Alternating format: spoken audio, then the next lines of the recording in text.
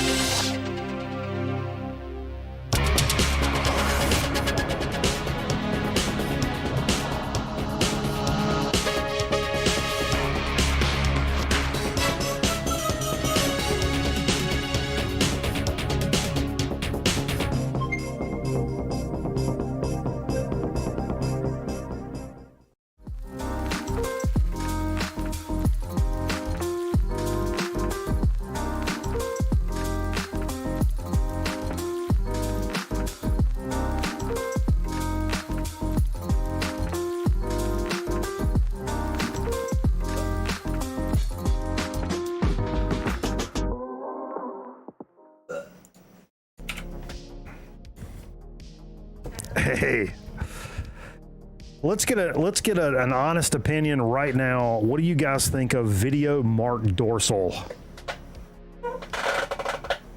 I personally, as a man, I think video Mark Dorsal is pretty awesome. I'm gonna keep it a stack right here with you, Jay. Jay didn't want to be on camera tonight, but as we let in tonight, Jay was explaining to me that as rock stars get older, they need to incorporate stretching routines as part of their routine, the pre-show routine. He was using the example. Drink lots of water now. He was using the example of. Well, wait. He gave me a quote, and he said, "Do you know who said that?" What he said? You have to stretch your legs before you go on stage. Is that what it was? Essentially, I'm paraphrasing here. You have to. You gotta stretch your crotch. No, that's not what he said. Your Groin. Good. You got to stretch your groin before you go on stage. Does anybody know what that's from? Jay just quickly. I was like, I don't know, dude. And he's like, Kip Winger. So that's kind of where we're at tonight. I don't know what any of that means. Hey, thanks, Ron. Congratulations on 10 years. Yeah, 10 years of Grown Man Record Night. How about that shit, baby? That's something else. Woo! The bling, Merv. That's why you're here, baby. I think I'll go gold tonight. Ooh. With the black shirt, the gold. Look at that. It sparkles. It shines. It's backwards. Hold on. Oh, that hurt my head about it. Yo.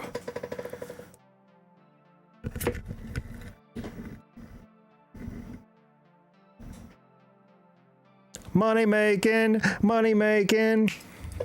Appreciate everybody joining us for Grown Man Record Night.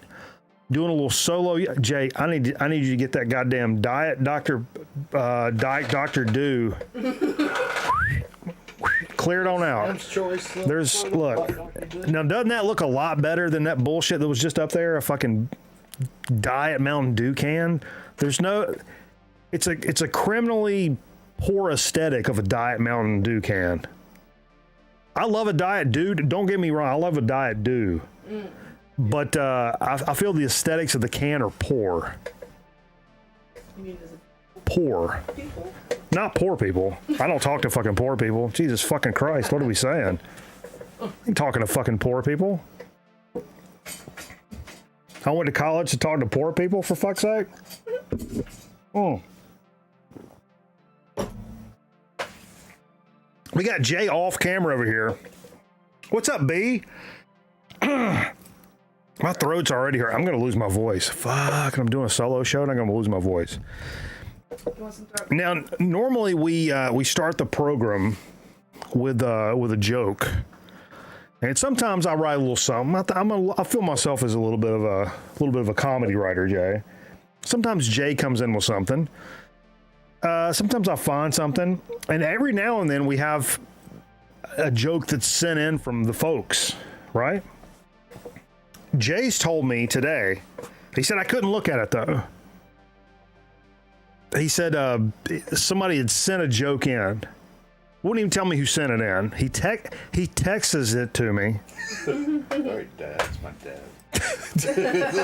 Does your dad say text? Oh, yeah. Oh my Send me a Texas. I love him. Just send me a Texas with the address. I love him so much. I want Texas this time. I would pay to hear that old voice now. What smells like garlic? I'm gonna start a goddamn uproar. Did you burp garlic? No. Do you have sketty for supper? Too much? Do you have too much garlic bread in your spaghetti house? Not garlic. I don't That's- smell garlic. Neighbor, you have to stroke. Too much garlic bread in your spaghetti house. Okay, I'm gonna look at the text now. The Texas. that picture right there. Okay, here's one earlier that Jay was fucking around with. It's a couple of Asian Korean twins Oh, no, that's not. that went to our high school that changed their name. Jay said, I didn't send that one. "Yeah, I didn't. Don't. No. this is not the joke." Jay was I was like, "Send it to me," and Not involve me. this was one he kind of fake sent to me. What's in Sonny's Cho? No. Michelle's Quan. No. No. But here's the real one. Here's the real one. Hold up. This is okay. This is from David and Ramsewer. You sent a picture of David too. Yeah. Holy shit. We Fuck. know it's David. Yeah. We definitely know it's David. Set a reminder. I don't want to set a reminder. This is from David and Ramsewer. What do vegetarian? Hold this up. Yeah, show David. You may have to help me to get up close. We know it's David. Yeah. What do vegetarian zombies eat, Jay?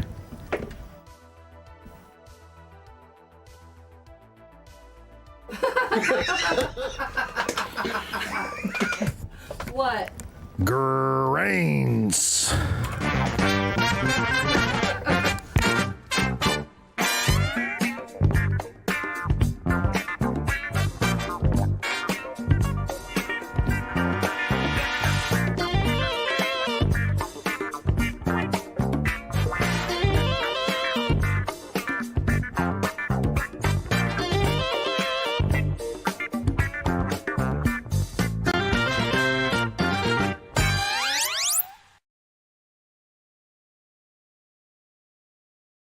Saving pop-off bottles. That is without a doubt the worst joke we have ever had on the show. David and Ramsewer. Oh, wait. He just sent me a text. David from Ramsewer sent you a text. Nobody can hear you, Jay, by the way. I'll forward the text to you. I'm going to need Merv to write a book explaining to Jay how microphones work one of these days. How certain kind of microphones like this, I bet this sounds super dope. I bet my voice is like super right. Buttery smooth. That's right. Buttery's a good phrase. I know. But Jay doesn't realize that 4 feet that way ain't no butter. Ain't no butter. Mm-hmm. The butter cone is like here. It's a small butter cone. Butter man.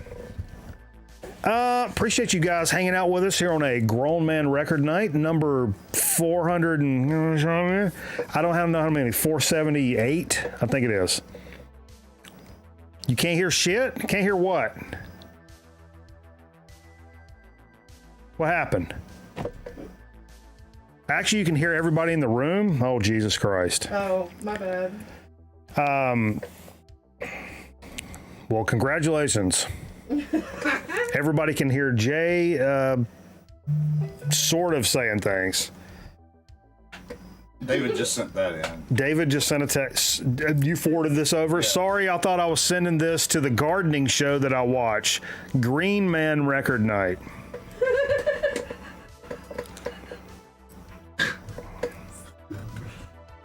I'm working on new material tonight. I mean, if this is the new material, miss me with that old shit. 100%.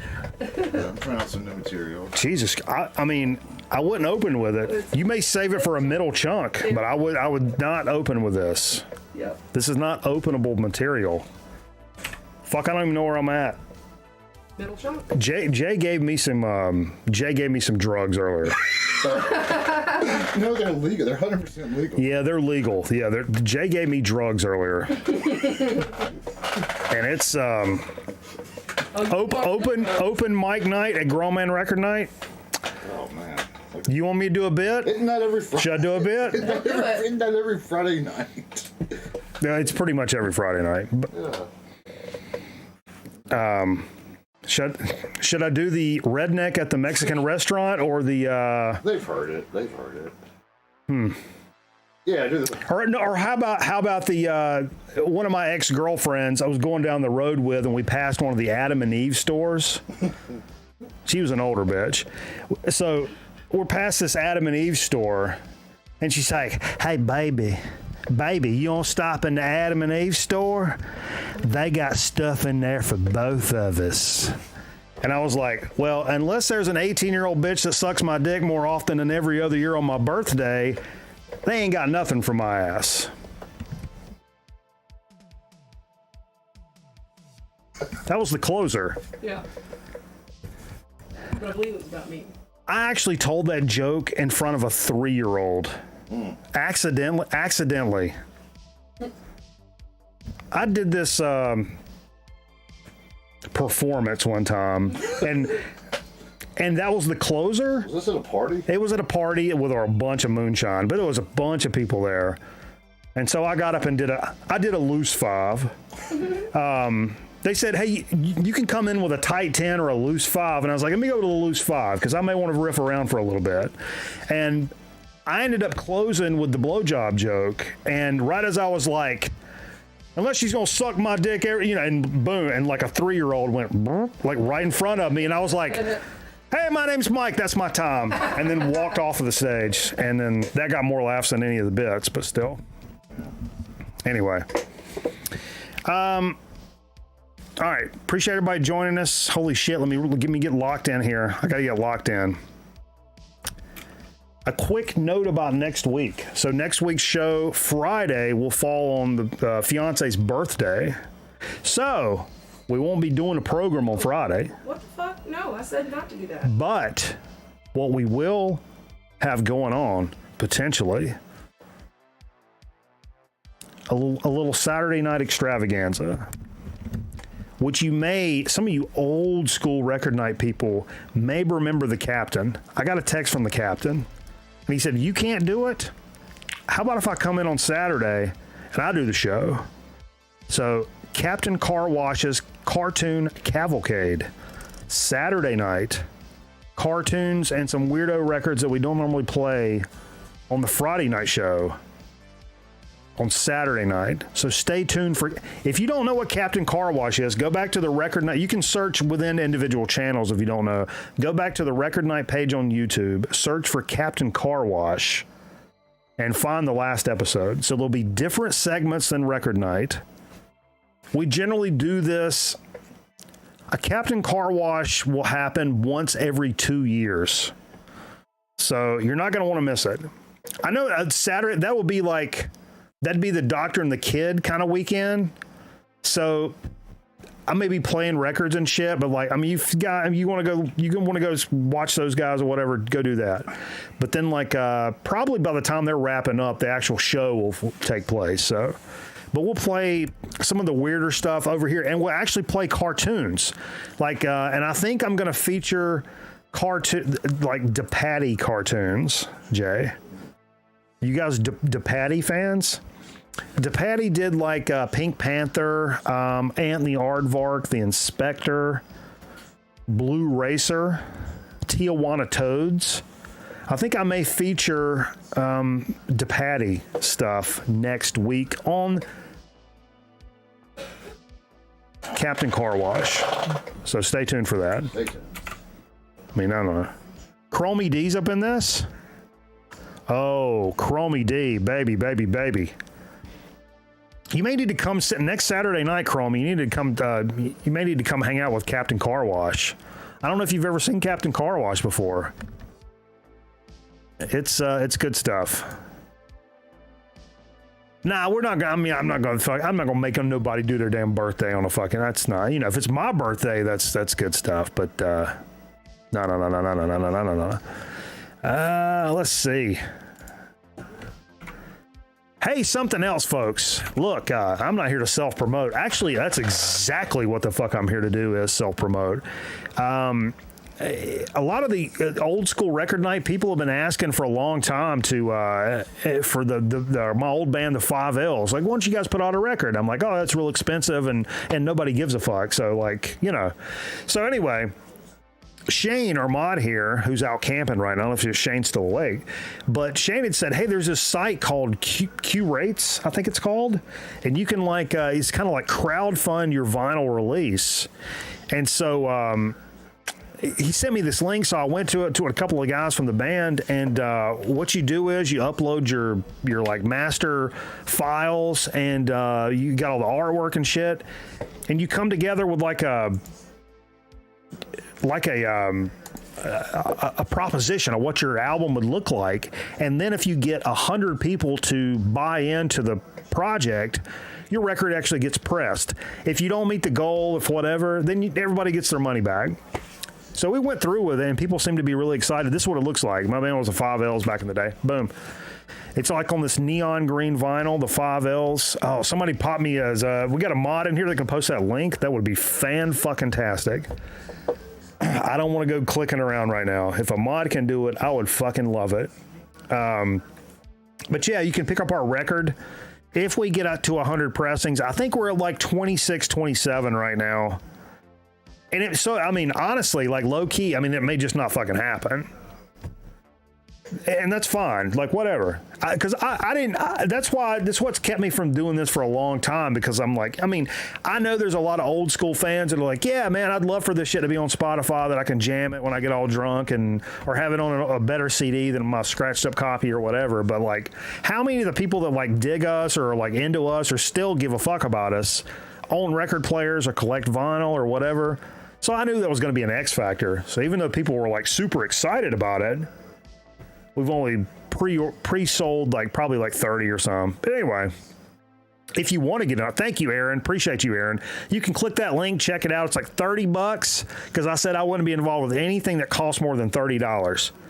I got too many, like, I know it's like a limited run, so you have to kind of take that into consideration, but like, I got too many like punk rock roots to like charge fucking, you know, $50 for a record and shit. It ends up being like 40 shipped, which pissed me off. I didn't realize the shipping was gonna be $10 goddamn. That pissed me off. I got real fucking tight about that shit.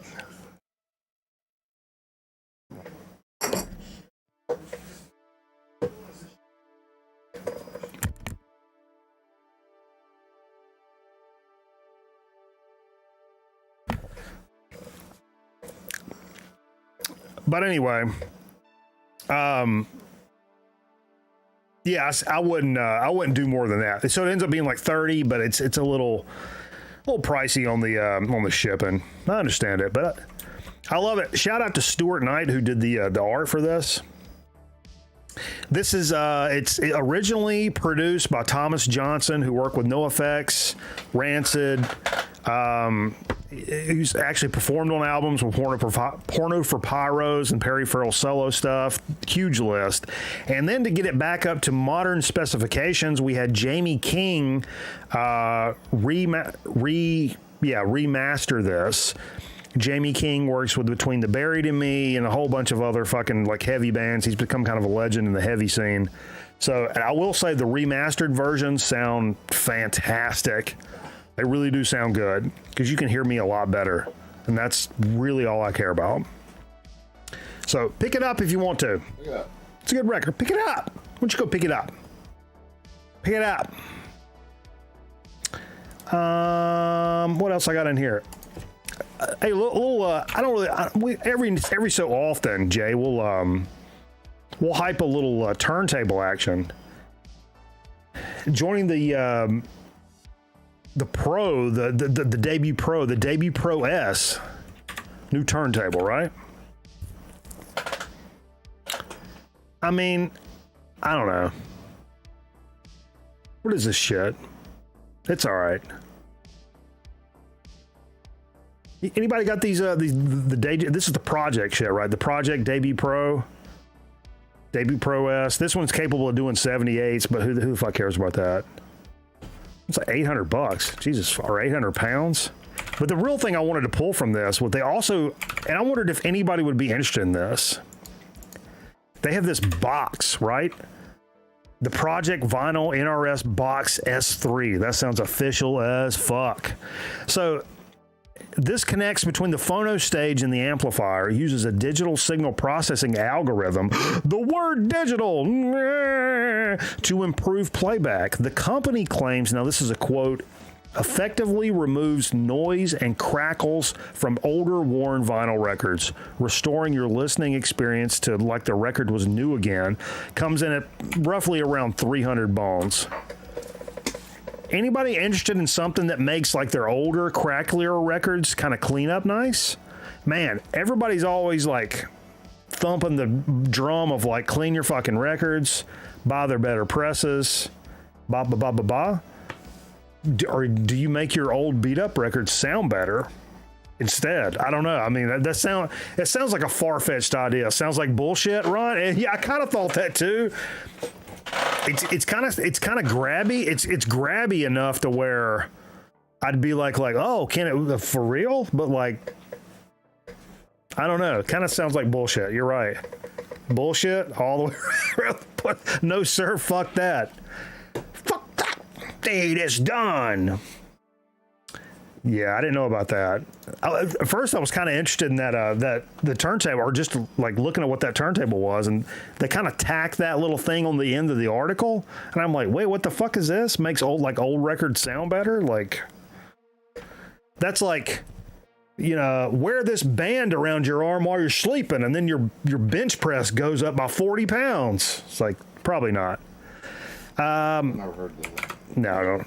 No, you guys know who Scott Kelly is from Neurosis? You know Scott Kelly? You know Neurosis, Jay? I know of. Pretty legendary in kind of the sludgier side of beat stylist. What's going on, Sean? Pretty legendary on the, like, in heavy music, like the sludgier side of stuff. Not that you can tell by this photo, folks. Took to Facebook Saturday to address some rumors and set the record straight about the emotional, financial, verbal, and physical abuse of his wife and younger children. Kelly writes that he kept his abuse a secret. Well, yeah, because that's what you do when you're fucking breaking the law, retard. He created, I found ways to keep my wife and kids from work and school and created divisions, and with friends and family members, became obsessed with control and used threats. I don't mean to laugh, I'm sorry. Became obsessed with control and used threats, manipulation, threats of self-harm and suicide, inflicted physical damage on people, da-da-da-da-da.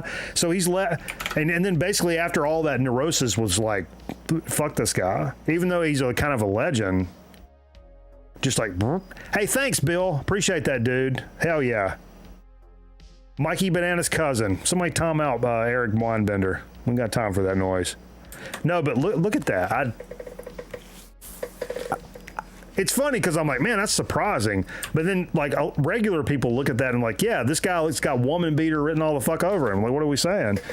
But yeah, that's kind of crazy. Old school, like, highly thought of, and apparently not. Apparently not. Not a lot of shit like news and stuff that came out. I did want to say NoFX announced that they're going to, for all the NoFX fans, Carl posted this to the Discord. NoFX was one of the first punk bands that Carl turned me on to back in the 90s before I really knew what the fuck punk was. And Fat Mike has effectively said that like next year is the last year of NoFX. They're going to play some shows next year, and then boom, NoFX is done. Which, I mean, that's not like breaking news kind of thing. Because it's, I mean, it's an older band. They've been around for fucking ever. And if you're just going to say like, hey, if they just said like, hey, we're going to stop playing and touring and recording, or we're going to go spend time with our families, you just be like, okay, cool. When you make it like, no, next year's the last year, it makes it sound like there's some shit going on, which there probably is or whatever. But anyway, NoFX is going to be done. So it's kind of sad. But anyway, I went into this band right here. This album came out today as a reissue. I went into this with high hopes, Jay. Frankenstein Drag Queens from Planet 13. And the name of the album is The Late Late Late Show. It's actually a North Carolina band, and I didn't know that until I looked this up. Horror-themed punk band. So I start thinking like Misfits, you know what I mean? Like that kind of vibe. And I looked at when I looked it up and started listening to some of it, man, I wasn't really blown away with this. It was really. Oh, listen to this album though. I mean, this label. It was released on Uncle Goddamn Records in 1996. Christian label. It is a Christian label. You got it. And was later re-released as part of the Little Box of Horrors box set on 2006 or Restless Records. But I gave this a listen today with high hopes. I'm like, man, a horror punk band, and they're actually. But I checked it out today. It's all right, but it doesn't sound like the way that I want it to sound like. What I'm wanting to say is it sucks, but I don't want to talk shit about anybody's, thing going on. But anyway, if you're into horror punk stuff, check it out. I kind of am too, but this wasn't what I wanted. It just wasn't what I wanted. Sometimes, even though, Big Mac's the fucking king of the jungle, you know what I mean? But sometimes you want a goddamn Whopper, you know what I mean? And today, that just wasn't hitting. This band, though, this kind of really blew me out of the water. I've never heard of this band or knew anything about them, and when I kind of read about what they were all about, why's my mouse disappearing? I don't need... Jerry? I got a disappearing mouse. Can you color it up red? The computer mouse.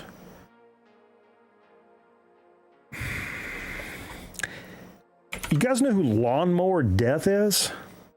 I bet Nebulous Prowler knows who this is. Maybe Metal Theologian. Lawnmower Death. Blunt Cutters. Look at this cover. One of the best covers I've seen in my life. Like, ever. But it's a brand new album from these guys. Formed in Nottingham in 87. They split in 94. It's a thrash band, but they reunited when asked to support for Bullet for My Valentine. Gross, throw up in my mouth. What a fucking terrible band that is. Don't get me started.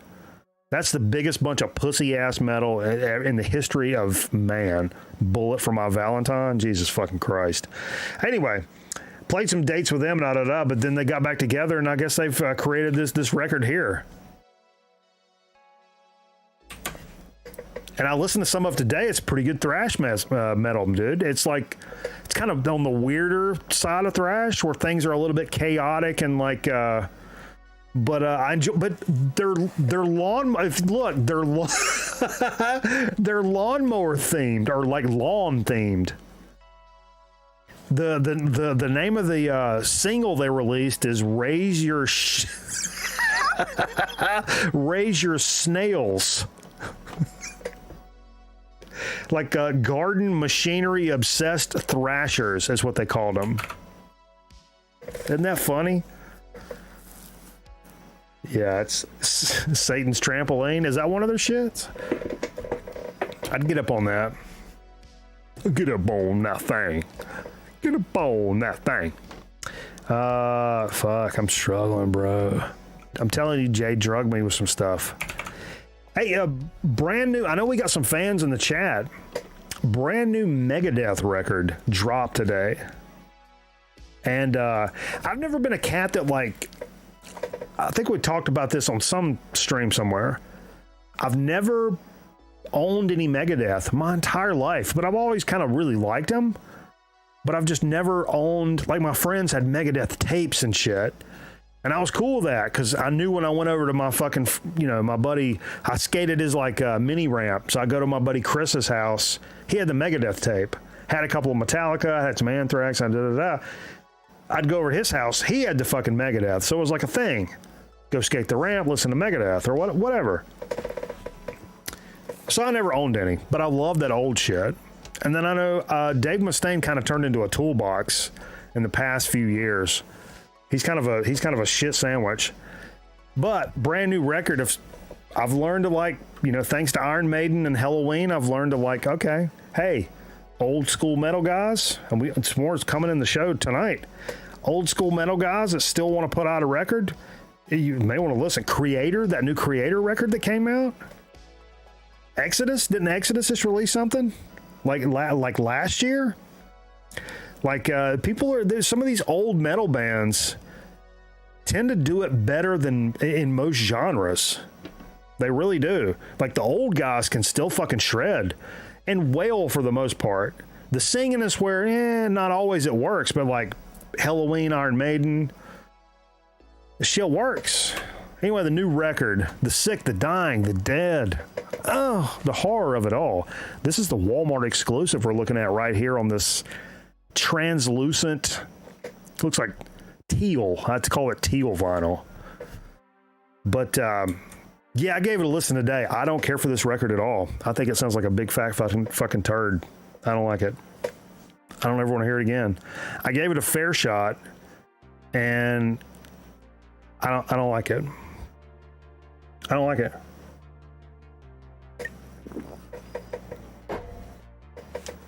I don't want to get into a whole big thing about it, but it's not good.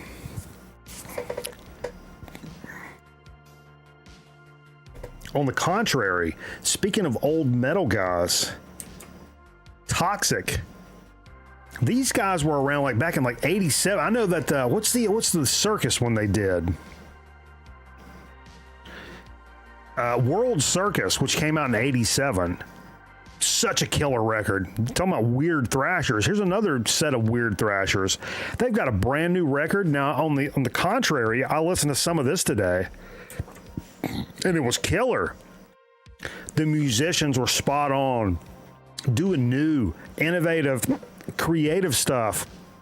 The singer was super aggressive, but very operatic as well. I liked it all. I thought this shit like kind of had it going on, to be honest with you. It literally came out like today, I believe. It's good stuff, man. I don't like that white gap over there. I don't care for it. Anyway. Boom. Let's jump into what we played. I will be dropping a link out here. If anybody wants to come on and like chat for a little bit, we'll do a little bit. We got to keep it popping though, so everybody gets like 5, 10. Ain't no damn old shit. Actually, I'll tell you what, I'm going to pop it in there because it'll probably take. You know how this shit works. Invite, boom, copy to clipboard, boom. It's probably not going to work anyway. You know how this shit works. So in what we played, this was left on the turntable from last week. Actually from Wednesday, if you want to get down to it. Copy of Hellbent for Leather I picked up. Well, Judas Priest, can never go wrong with Judas Priest. Holy Lord, what are we saying? And not a bad record. A lot of times we start off kind of slow, early in the evening. You're just trying to get your bearings about you. But that was left up on the table, and I was like, why don't we just jump this some bitch up in high gear and just figure it out? How about that shit? Catch me outside. How about that? Vance came in like early and strong. And cashed in some banana bucks and wanted to hear some Elder because they're playing locally to Chicago, I guess. So I pulled out a little Dead Root Stirring. Me and Aaron Griffin and the fiance just checked out Elder live. Dead Root Stirring, the title track, Dead Root Stirring, is out. Look at that. Whew, Lord have mercy. The title track is actually my second favorite Elder record. So if you never checked out Elder, Dead Root Stirring is a good place to start, as well as Reflections of a Floating World. Moving on.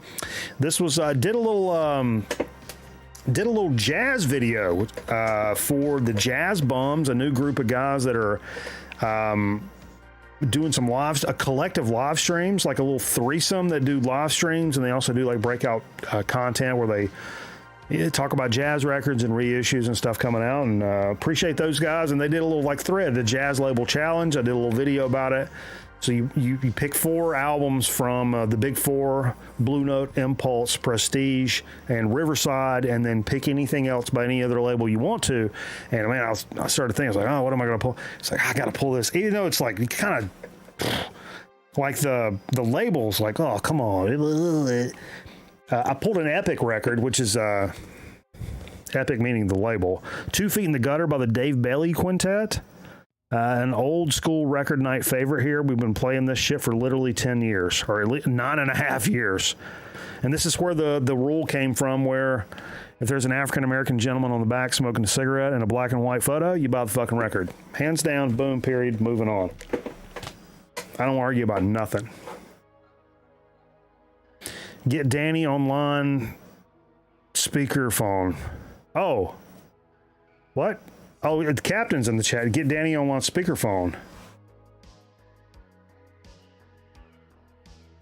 I'll put the link. I'll click the link in the chat. Oh, Luke with the Submarino. Oh, gifted a sub to Luke. Miss you. Thank you so much. You're on a damn roll tonight, Miss you. Holy Lord. How many? That's like 5 tonight. Are you serious? Hey, you got that record, Bill? You got this Dave Bailey shit? I always want to hit people to that record. Nebulous Prowler sent this beautiful piece of wax in. Captain Carburetor with a Submarino, gifted from Miss You again. Holy shit balls. I think she's messed up, folks. I think she's messed up. She's got something going on. The Bad Brains. The first, this is that reissue on Punk Note, which looks like a Blue Note, which is super fucking cool. Nebulous Prowler sent this in, and I was remarking how much better this version of the record sounds than these other reissues that have been out, in my opinion. I mean, there's a lot of ways to take a hardcore record like that and make it sound really, really poor. Because, I mean, hardcore records are a little rough around the edges by nature. I mean, that's kind of what you want, right? But I've never heard a hardcore record sound so good. I mean, honestly, like it sounds like just crisp and poppy without being like super trebly, like shove a hot rod up your ass, too much treble. You know what I mean? Did I say treble with a V? Yep, probably. Well, moving on. I'm getting ready to want to do a shot, and I'm kind of getting pissed off about it. I've not played this in a really long time. What a mistake. What a fantastic fucking record. This, I think it was a Christmas present from the fiance, goddamn, 10 years ago, when this kind of really dropped. Searching for Sugar Man Rodriguez, but it's the soundtrack to the documentary. So it's not it's not Cold Fact. Like Steve has Cold Fact. This is the soundtrack for the actual documentary. And we played side 1, which says Sugar Man, Crucify Your Mind, Calls, and I Wonder. And that's my favorite side. It sounds so good. Oh, look at that. Man. So good. So good. Not pulled that out in a while. I worry because I always worry because anytime you pull out things that are not like up tempo, like on the show, I feel like people are going to be like, later, wiener. That's what y'all sound like. I don't know if you know that or not. Later, wiener. I've heard you guys talking. That's what it sounds like. But no, I'm always afraid to like run people off. I mean, I like to play what I want to play, but there's a jumping off point there where I'm like, nope, it's gonna be fucking black metal for fucking 6 hours. So nope, that's what I want to hear. So fuck you. Well, then don't do a show. You can sit and listen to records by yourself if you want to. Well, I want to listen to what I want to listen to. So I like to hear what you guys want to hear sometimes. You know what I mean? I can listen to what I want to hear, literally anytime the rest of the week.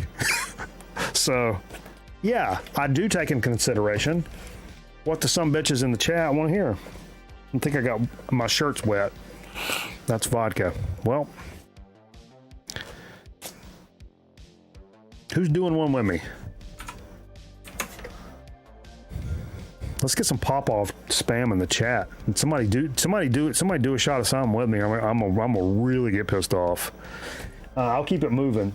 Hey, this is Mummy's unofficial quote-unquote reissue I got from Groovy Graveyard. They bent the fuck out of my record package and creased the corner up there at the top. You can't really tell. The music sounds pretty good. I'm way less pissed off about it than I was, 6 months ago. 6 months, I was really pissed off about this. But the record sounds pretty good, and I'm like, you know what? In a couple of months, I would have probably bent this corner anyway. Let's be honest. I would have probably, you know what? Half the new records I buy, I end up fucking up anyway. So who am I yelling at? It was like $20. Anyway, fantastic record. That Mummies record, that's about as good as it gets for pseudo modern garage. It's the best shit I've heard, and well, it's up there. It's definitely up near the top. It's a gold standard. Now I'm gonna say, Schizos, fucking Buck Biloxi and the Fucks, some bands coming out with some stuff like that. It's kind of right up there with them. You know what I mean? But like, I think Mummies is kind of like gold standard as like not a 60s garage band, or like modern, pseudo modern stuff, right? Cheers. Oh, I was gonna say nobody's spamming liquor bottles there. It's like way up there because I started running my mouth and my elbow's sticking up because apparently I'm gonna try to fly away. Fly away.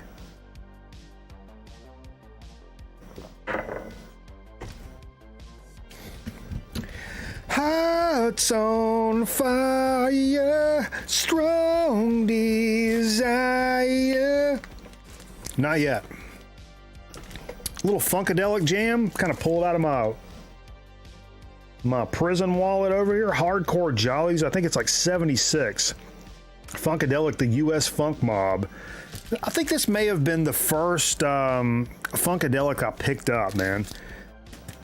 Fantastic stuff. What kind of runs me off of Funkadelic sometimes, some of the ones I got, I can't remember which one. Cosmic Slop, I believe it is. There's like half a side where it's like sort of a beat and it's like, you were told, somebody like talking over like half the record. I'm like, this is cool, but like, I got motherfuckers in my chat. I want to hear some music. So I kind of skip over a lot of that stuff sometimes. But anyway, we played side one on this, I believe, and it had some just jamming ass fucking shit the whole way through. Boom. Our man Nebulous Prowler, fucking stallion of the community. Let me tell you something. This guy fucks. I mean, I'm a heterosexual man. Nebulous Prowler, 100% fucks. Cashing some banana bucks. He's like, I can't decide between Jerry Reed or Motorhead. And that's why you're my best friend. I said, why not both? Didn't a little girl in a taco commercial say that? About soft tacos and hard tacos? Why not both? Ortega or El Paso. Right? No, am I making this up? Oh, Eric's backstage. So I wanted to play some, he said, Jerry Reed or Motorhead. And I said, boom, we're going to play Jerry Reed. When you're hot, you're hot. This is the best one. It's literally the best one. I've had it for the longest. But it's a side that you get when you're hot right off the rip, right? And then you get, also you get Don't Think Twice, It's All Right, which is, that's one of the most like, when somebody dies, I kind of want to play that song, and it kind of feels like that. And then you got She Understands Me. You get Serious Jerry, right?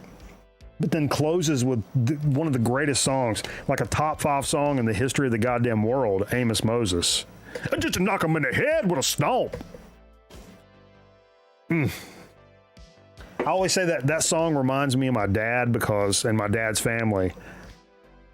Because there's a line in there that's like, he raised up a son that could eat up his weight in groceries. And when I'd go visit my dad's family in Dillon, South Carolina, that's where south of the border is, for those of you who don't know. We'd go visit these folks, and I'd had uncles, and me and my dad standing there. I was a fat fuck little 12-year-old or whatever. And my uncle would be like, what you say, Donnie? Michael? Say, boy, Donnie, I bet that boy can put away the groceries, can he? Meaning, he looks like he can eat because he's a fat fuck. Anyway. Do I try to bring this up now? I'm trying to bring this up now. God damn it, we're going to fuck this up. We're going to fuck this up. I'm going to try to do this, Eric.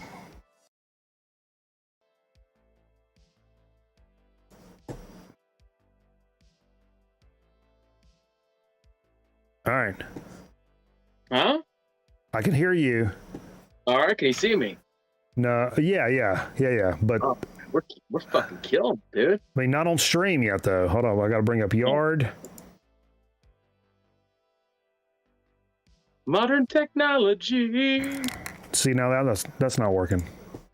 This is what happens every time, though. So it's just a matter of time.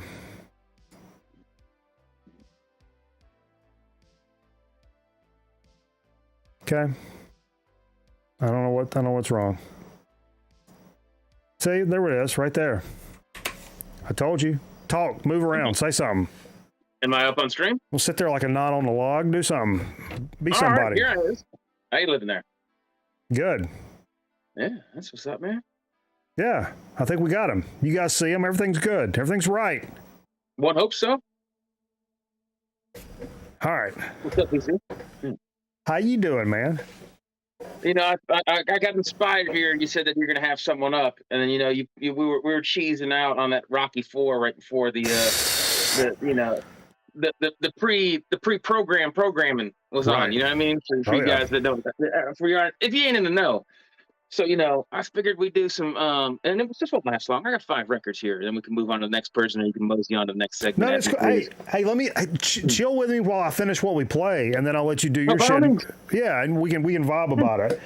Have you heard this? The last part of that thing was the that Motorhead Live in Madrid, which was a record store day last year. I picked up. This is my example of getting caught up in the hype. Do you do record store every year, Eric? Well, when I'm not like fighting for my life, yeah, usually. Do I go out of my way to like buy shit? Like, man, it seems like more of a gimmick cash grab every single year. But the shit I grab is either like, dude, 95% of all the record store day shit I have, and I've talked about this on my channel before, is stuff that I've stumbled into after the fact. After the fact, yeah, me too. Well, what I did do like this past year was like, you know what? I'm going to actually go, because luckily I now have a record store, King Records represent. They have a record. There's a record store. I could walk there. It's a mile from my house. I could wheeze there. No, I'm in good shape. Come on. But anyway, I went up there, but I'm not going up there at 6 a.m. and stand in line and shit. That's not really my style. I went up there like 1 or 2 o'clock, but he had ordered like, some of the like stuff that was like super rare. Not every store was going to get. You're not going to get it anyway, unless you're unless you're the camp out guy. Can I tell you a secret between you, me, and the fly on the wall? Yeah. Local record store likes me. They hold shit for me.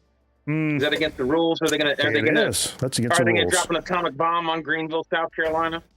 You know what I mean? I'm pretty sure they already did. Fucking shit! It's starting to look like High Point. It's like that's what you No, get for but- seceding from the union first, man. Here, quick segue where you can get back on. As far as like record store day, Yeah. usually I buy shit after the fact, or if I'm aware of it, like it's cool if I stumble into it. But it's not too often. I'm just like they're releasing a record store day title, and I'm like, I fucking want that, or I don't want to pay for an original. But like when they release like Fight, Rob Alford's post. Oh yeah. Post, or I shouldn't say post Judas Priest.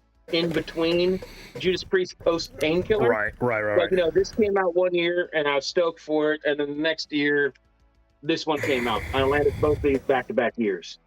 Hell yeah. But it's not like one of these things where I'm just like, you know, salivating, where people are like making their list and they're buying like 25 records. My favorite part of Record Store Day isn't the fact that they're releasing some. Not that I haven't bought them, but like they're are there releasing sales? Some of the other stuff's on sale.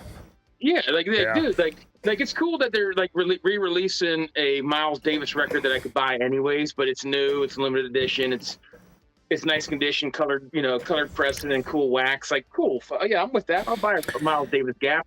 But what I like is when they're holding on to those gems that are going to be like, hey, all these turds are going to be waiting in line, like some idiots that they are. I ran into, we did this all on the channel, obviously, but like last year, so like this past summer, like now, but like last summer, when they did a couple of those record store days in like June and July, like there was like each of one or whatever. They're trying to get you to come out every time. Yeah, I actually went up there, you know, day of, which is the first time I've ever done day of.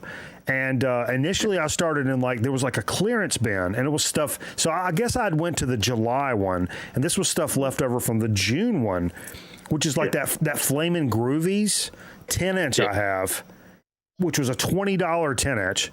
They had it for $4, $4.99, because he ordered like fucking bazillion of them. I also picked up that Jimi Hendrix and Curtis Knight thing they did for Record Store Day, like that. I got that for $9.99, which was originally like $25, just because he like kind of misjudged like the order thing.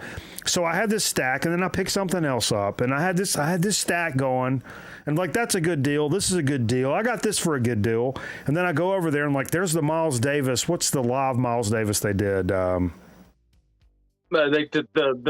double live or whatever with the. Yeah, it's got a pregnant woman on the front cover and the demon on the back. Yeah, I got that. I picked that one up because that's kind of what was like right on my list, and then I kind of moseyed over and he had a bunch of these. Boom, right here. This is what led me into this. The Motorhead Lost tapes was like right below it, and like the Miles Davis was probably I think it was like 28. This Motorhead was like 35. Mm-hmm. I'm a cheap fuck, and I've already got this other stack of records I'm buying, and I'm like, I just without hesitating, I just kind of grabbed them off the shelf, and I was like, boom, Miles Davis, that's my dude. Lemmy, that's my dude. Boom, pulled them off, and then I'm like just marching around with this stack, just looking for more stuff. And then I go up to the fucking counter. I'm dropping fucking C notes, and I'm like. What? Yeah. I got one. What I was referencing is like, do you ever go into a record store day, any of you guys, and get wrapped up in that RSD hype to where you're like grabbing more records than you would ever buy and buying shit you would never buy otherwise? Well, I did that in the last record store day, and I dropped a video, and you know I got wrapped up because I felt like I was supposed to participate. You know, like record store day, but I was kind of out of the loop with the car accident. Didn't really know what was being dropped, and the stores weren't super thrilled to be participating in like the 17th record store day in 2 years. Yeah. And so they had that Art Pepper everyone's going goo goo gaga over. Yeah. So I bought that, and then before I even opened it, I streamed it. And I'm like, what the fuck? That's why people jazz. But I'm just like, I'm thinking about the other cool used shit that's in the stores. Yeah. I'm like, why did I grab this one? Like, I know what some of the awesome used records that I prefer anyways. Like, I don't need a record store day title for the sake of it. So I never opened it. I just was pondering it. And then a different record store on the other side of town, like 2-3 months went by, you know, that $30 record, next thing you know, is like a $65, $70 record. And I'm just like, hey, dude, do you want to even trade this for like a first press Ramones you have? And he's like, you dead on. So I'm just like, cool. I ended up buying an RSD title for like trade fodder. Yeah, some of the best those early record store days, and I think Jay probably cleaned up better than any of us on this shit.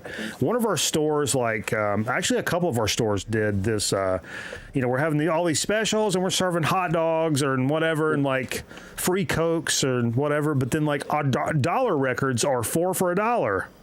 Yeah. And especially early on in collecting, you're like, yeah, bet. Especially back when we started collecting. Like, when I'm not talking 1984, I'm talking like 2012. Yeah. Not that long. I mean, I started collecting over a decade ago, right before the big explosion. It was like, me too. It was the same time to where you could still get shit, and you're like, wait, what? Wish then, because I was telling myself, like, back then, well, I don't want to buy that. I don't want to spend $20 on that record. That record that costs $70 now. And then you're like, so you're going out of your way. It's like, say you're just like filling in the gaps of shit you used to have, and insert whatever big bands of Pink Floyd or Rolling Stones or whatever. That's what Jay was getting for a quarter.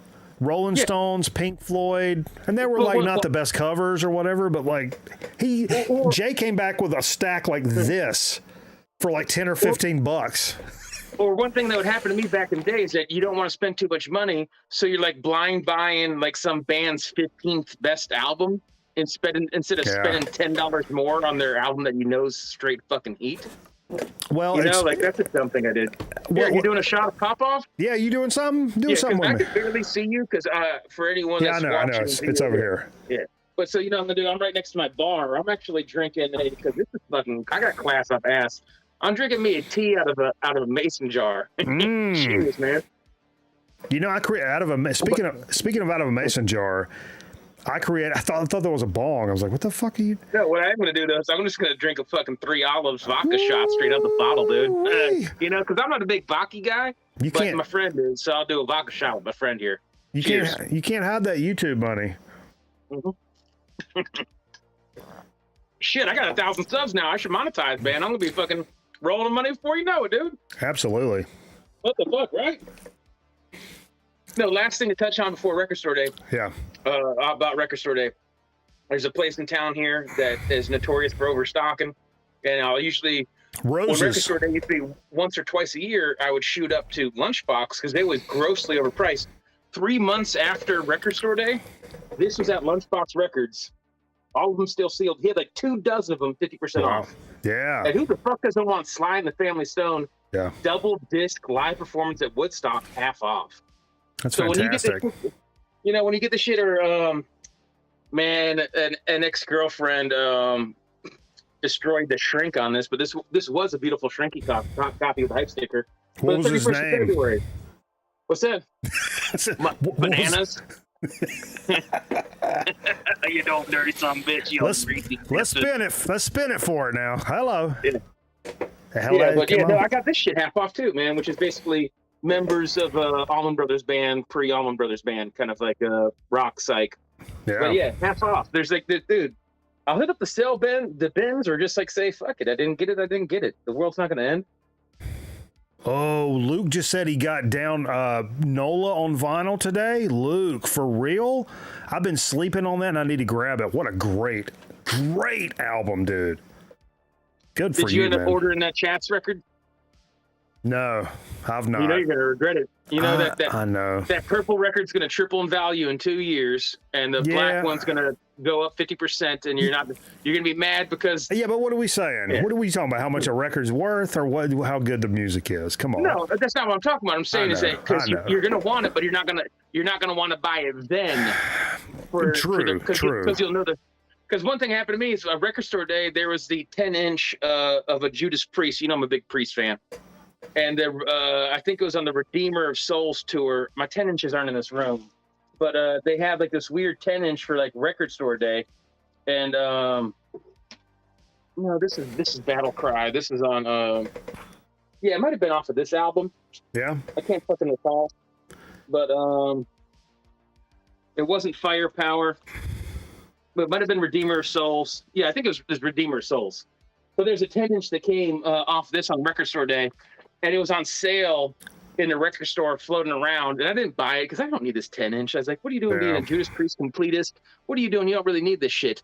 And then it got sold, And then it was just haunting me online, and I looked it up. So not only was there a copy lingering in the store that was 50% off the original price, then when I actually looked it up online, I was like, oh, not only could I have paid double half the price, but now double the price on the fucking internet. And it's just like fucking haunting you. You know, just being a record fucking completist weirdo nerd. Well, I mean, for some stuff I've kind of slept on. I feel that, but like for the chats, the one thing that sticks out is like, as much as like a couple of years from now, you could be like, man, I wish I'd have bought that. I also feel like when I'm on my deathbed, I could also be like, I never paid more than $20 for a punk record in my life. Yeah, I get that. And back off it. But here's the cool thing. But I love it. I've jammed the fuck out of it on Spotify. I love the fuck out of the record already. What I do with that, with a lot of these contemporary records, is get import CDs, stocks these things all the time on eBay. I'd buy that and CD. Then they have, you know what I mean? What's that? Just buy it's not even. It's just called Get Import CDs is the name of the company, but they do vinyl records. So, you know, like King Gizzard and some of these like Ty Segall and the OCs and some of these bands are really fucking intimidating to collect. But online, regardless of what they're going for, they kind of have constant sales where they'll have like 33% off any purchase over $60 with free shipping and handling. Yeah. You know, so it's basically buy two, get one free, or they'll have buy one, get two half off, yada, yada, yada. There's a lot of stuff I run into now as I've gotten a little more mature as a collector because space is one issue. Like, I get a good copy of something on CD, and as long as it's not like, man, because there is a feeling that I get. It's like, well, because we always said like you don't just. This is one of those like answer questions for people to make videos. Like, do you ever buy records just to show it on your videos? Fuck that shit. That's retarded. Yeah. But the idea of like, for us, have you ever like bought a record to play it for record night? I mean, yeah. Or like, I mean, well, then you're just consuming anyways, and you're gonna play it, and then you own it anyways. But it's not like it's some contrived. The only thing I've come close to that is they had this one contest, and I forget what it was, a while ago. But I was like, oh shit, I've wanted this Sepultura album for a while, anyways, and I'd have an excuse to show it, so I used it as an excuse to buy it, but I didn't buy it as an excuse to like make a video type thing, if that makes sense. Well, there's like, some things I wanted that anyways. I've come into the mindset of like, if I have a good copy of something on CD, I'm cool with it or whatever. But if I'm jamming the fuck out of it on CD and really vibing on it and like having a good time, all I think about is like, man, I want to play this on record night so fucking bad, not just because I love it, because the fucking homies are gonna love it. And so now that makes me like, well, fuck, now I got to go buy it on vinyl. Because I'm not playing CDs on the show, you know what I mean? Like so now I got to go buy it on vinyl. So that does kind of force my hand into this. I'm moving on with what we played. Boom, Mr. Bizarro cashed in some banana bucks to play some Fu Manchu California Crossing demos. Woo! Lord have mercy, I love this record. This is the more rarer red version of that. Also that which is crazy because that Motorhead was also red. Oh, yeah, I don't have that one, actually. I need that. Well, I have to show this one just because you said Fu Manchu and you mentioned Aaron Bizarro. Him and I are both van guys. I'm a van guy. So it's doubly appropriate to have both the Fu Manchu and these fucking sweet fucking vans. Dude, do you follow the, what's it called, Heavy Rollin' magazine, the van magazine? Yeah, you mentioned that. Rolling heavy. Yeah. They do these things called like Sabbath meetups, and they get together in like a overlook over like Pacific Coast Highway, like in California, and everybody brings their vans, and they open them all up and put their little setups out, and everybody jams Sabbath. Yeah. So you can like kind of walk around the fucking shit and like, you know, this guy's playing fucking Heaven and Hell, this guy's got the OG, this guy's got Volume 4, but it's like Sabbath and vans and weed and by the fucking ocean. Man, bury me in smoke. My dad and I used to be in a car club called the Carolina Marauders, which is all just like North Carolina and South Carolinians. And so every single year they drive through the Appalachians and the fucking mountains on the windy roads, and they do the whiskey run, and they drive out to Kentucky, and then they'd always have like a distillery do like a big tour at the half off, and the distillery would have a live band, and it'd be a giant car show with live music and booze. That's and then perfect. they had a shuttle bus where all your hot rods would be safe because it'd be behind a locked fence, And they Oh, give you yeah. a shuttle bus back to your hotel, so you didn't have to drink and drive. So you can get really silly with it. I've never paid for a ride in my life, Eric. I don't know if you've seen these calves or not, but I just walk up to the road and just fucking the flexibility and the calves together. Like, that foot right there. I mean, I'm a Tar Heel. You got that missing link foot right there. Good googly moogly. Oh, Oh, stretch it out. the flexibility, unmatched. Nobody's this flexible in the VC, Eric. Yeah, I'll show 2 quick ones while you're airing out your balls, because that's putting away that Sly and the Family Stone, and I thought these 2 real quick were appropriate, for some sleep. This is my very small and humble sleep collection. Nice. What a killer record. But I was right next to Sly and the Family Stone, so I was like, oh man, I know Mikey Bananas and the crew would appreciate those, so let me go and pull that out real quick. Dude, what's your opinion of this record? Little Nebulous Prowler sent this bitch in. You're gonna have to move it over for me. I got a weird angle. Sorry. Oh, dude, I dig Fear. That's not the only one I have is Fear More Beer. You've got the second one? See, I want the second one now. Hey, see, I got that at a punk flea market. Where am I? So, by the way, this might piss some fucking people off. I go first name first. First name? First name first. You know what I mean? So, like, say I'll have this Exodus record. You know what I mean? And then just within a couple records, I'm here at Fats Domino. Because what are you going to do? Domino's not his last name. You going to put it in No, D? if it's a pseudonym, I agree. And what if it's okay? So what if it's Fela? So you're telling me... What if it's Alice Cooper? That's the name of the band, actually. Exactly. So you're not gonna follow Alice Cooper's in the A's. Alice Cooper's in the A's, but Bo Diddley is in the fucking D's. Okay, yeah, Bo Diddley? No, I just think you see... So I'm in the process of actually, you wear the Menard shirt. That's my NASCAR guy. Yeah, old Menards. Blaney? Save big money at Menards. Blaney's a fucking High Point boy. That's my NASCAR guy. Well, since Junior retired, hell, what are we saying? Is old Steve Fever there with you? Yeah, he's on my lap. Actually, he's down below the desk. He's a little busy. He's a little busy right now. With a fever tree? I've got a fever tree. I know I at least have a fever tree. Yeah, fever tree's some cool cheap heat. Which one do I have? Hold up. Fishbone. That's the one I got. What's that? Fever tree. Oh yeah, you got to. I'm sorry, I got the weird angle here because I'm streaming. Yeah, that's the one I've been looking for, man. That one's avoided me, dude. On the what is that? Is that Fantasy? No, what is that? They change labels like every record.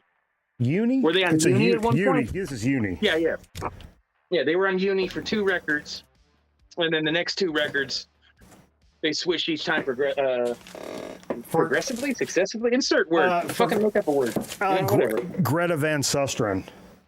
Yeah. Someone just bought me a ticket for Greta Van Fleet here in Greenville, man. Yeah, go watch it. I bet it's good. Dude, some people, it always blows my mind. I'd always hear people complaining, like, man, I wish there's more bands that sound like Led Zeppelin. Music's not as good as it used to be. Then a band that comes out that Robert Plant fully endorses and says it's fucking awesome, they sound like Led Zeppelin, and everyone's like, fuck that band, they sound like Led Zeppelin. Here's my. I think they're very talented young men. Yeah. I think their records are really good. Here's my beef with them. I think they take the homage a little too far.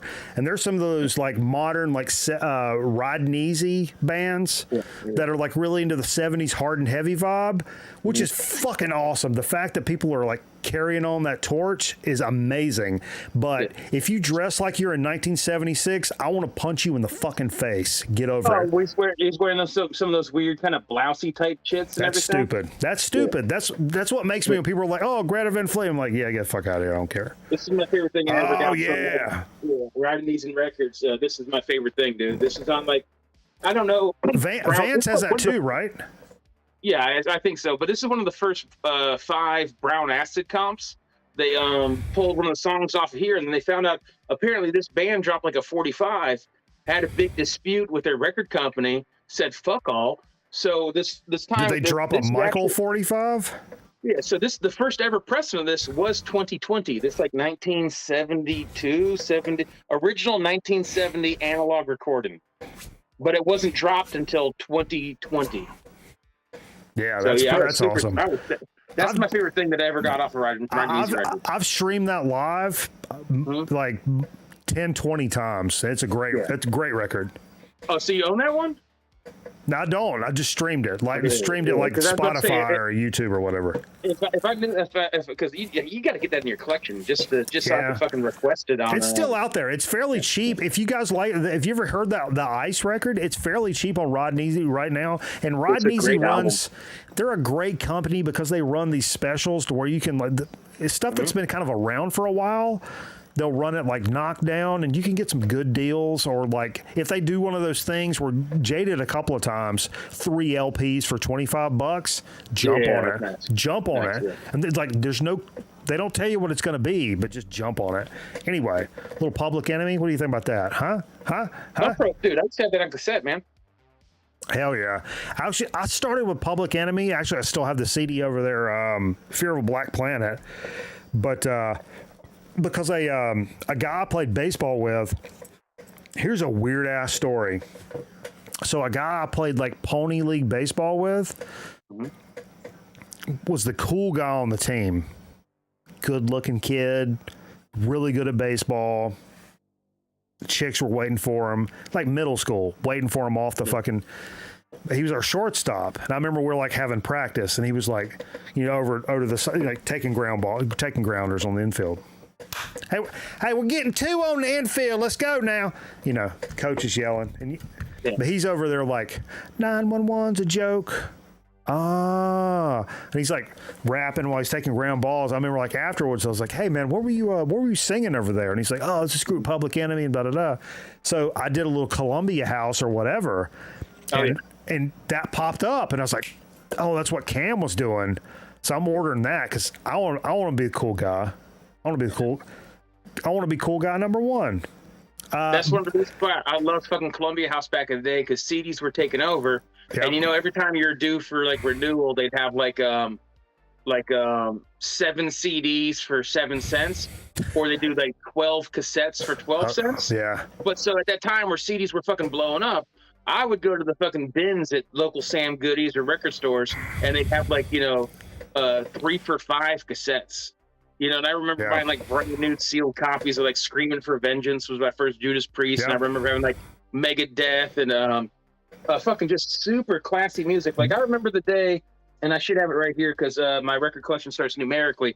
I remember the day I bought this classy ass album on cassette. Oh yeah. And that's just necessary in your life, dude. Dude, you want to talk about class? Here's the crazy fucking shit. So fast forward like, I don't know, goddamn 20 years or whatever. I'm playing in the 5Ls. We end up playing this Tattoo Parlors like wizard with a Submarino. Yeah. Miss you with another Giftarino? Come on, Miss you. She's a psycho. She's gonna go broke, man. Come on, now what you doing here? She's got bats in her belfry, I'm telling you. I tell you what, man. She's number 1 supporter. But anyway, so this cat I'm telling you about, cool guy on my baseball team. Good looking cat. Yeah. Knocked homers, played shortstop, was super fast. Could steal bases. Like he was the man. Anyway, fast forward 15, 20 years. My band's playing this tattoo convention or whatever. There was a band called The Function playing before us. And I'm looking at this drummer, and I'm like, yo, he's shirtless. He's got tats all over him, but he's got like a 6-pack and shit. And I'm like, wait a minute. And like after we got done playing, and we were super fucked up. It was like an all-day event with like you feeling moist. Yeah. With like a beer truck there or whatever. So we're walking up and be like, hey, good set, man, or whatever. And we're like loading our shit up and like, hey, man, is your name Cam? And he was like, yeah, what's up? And I was like, I think we used to play fucking baseball together. And he was like, dude, what a small world. And he was like, dude, fucking Yankees, fucking Pony League. And I'm like, dude. And we like hooked up. Fast forward like 6 months later, a year after that, this guy ends up being a drummer in my band, the 5Ls. That's so random. That same fucking cool guy from my baseball team, and I vouched for him. When I was like, we got to hire a new drummer. We're like bringing people in. I'm like, you hire the cool guy from my baseball team, or I'll fucking quit. Yeah. He's a good dude. It really is a small world. Dude, I bumped into people like I went to a Packers game and bumped into someone I butt met Packers? in Greenville, in Greenwood, South Carolina. I did a Tough Man tournament years ago, and I bumped into a guy at the end of a game when the stadium clears out. You're allowed to walk down the field. Like I bumped into people like in Detroit randomly, or like went on a weekend in Wilmington and bumped into my friend like Punk Rock Johnny. You're just like, what the fucking small world is this, man? Deep Detroit. Yeah. What do you think? Hey, I think the line. Okay, I'm gonna need some help. So I'm a big Notre Dame guy. I have been my whole Ohio life. State tomorrow. That's a big one. Yeah, and the fiance, her dad actually played for Notre Dame. Mm-hmm. So we're like a Notre Dame family, 100%. But the line on the game is like 17 tomorrow night. Oh yeah, it's not friendly. No, it's not. But it's a keep in mind it's a week 1 deal. Yeah, Notre Dame beat Wisconsin last year with Wisconsin's old quarterback. That fucking sucked all the dicks. I mean, I think this could go either way. I mean, because it's week 1. Nobody knows. Yeah. One of these two teams could be way better than the other, and nobody fucking knows. But the spread, that's a strong 17 spread on a week 1. So I'm asking from a betting standpoint, do I take the points or do I fucking work over here or whatever? You know. Ohio, Notre Dame's been known to, when they do lose, they get tacked on late, and Ohio State's been known to run away with things at the very end and run it up. So it's one of these things where I could see it being a dogfight and being super close, but I could just see it getting loose too. I think if it goes Ohio State's way, I think it's going to be a blowout, and they cover the spread like fucking lickety split. Because that happened to Wisconsin a couple times last year, where you look at the scoreboard at the end, and you're like, "Damn, Wisconsin got their ass beat," but in all reality, it was less than a one touchdown game until the final 3 minutes, and you're just like, what happened? Speaking of magic, I mean, I ain't even gonna say nothing about this. So I got to segue off of that.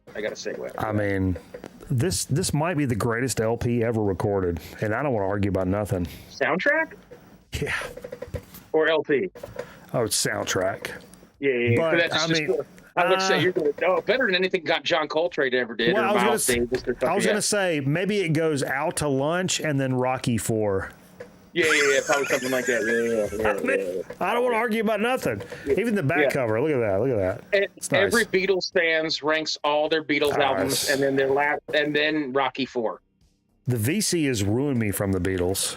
They've ruined me. Dude, I have to train myself continuously not to resent the Beatles because of Beatles fanatics. I love the fucking Beatles. I mean, all the records are great. They're great. And it's so uncomfortable. It's people that have fucked it up for me.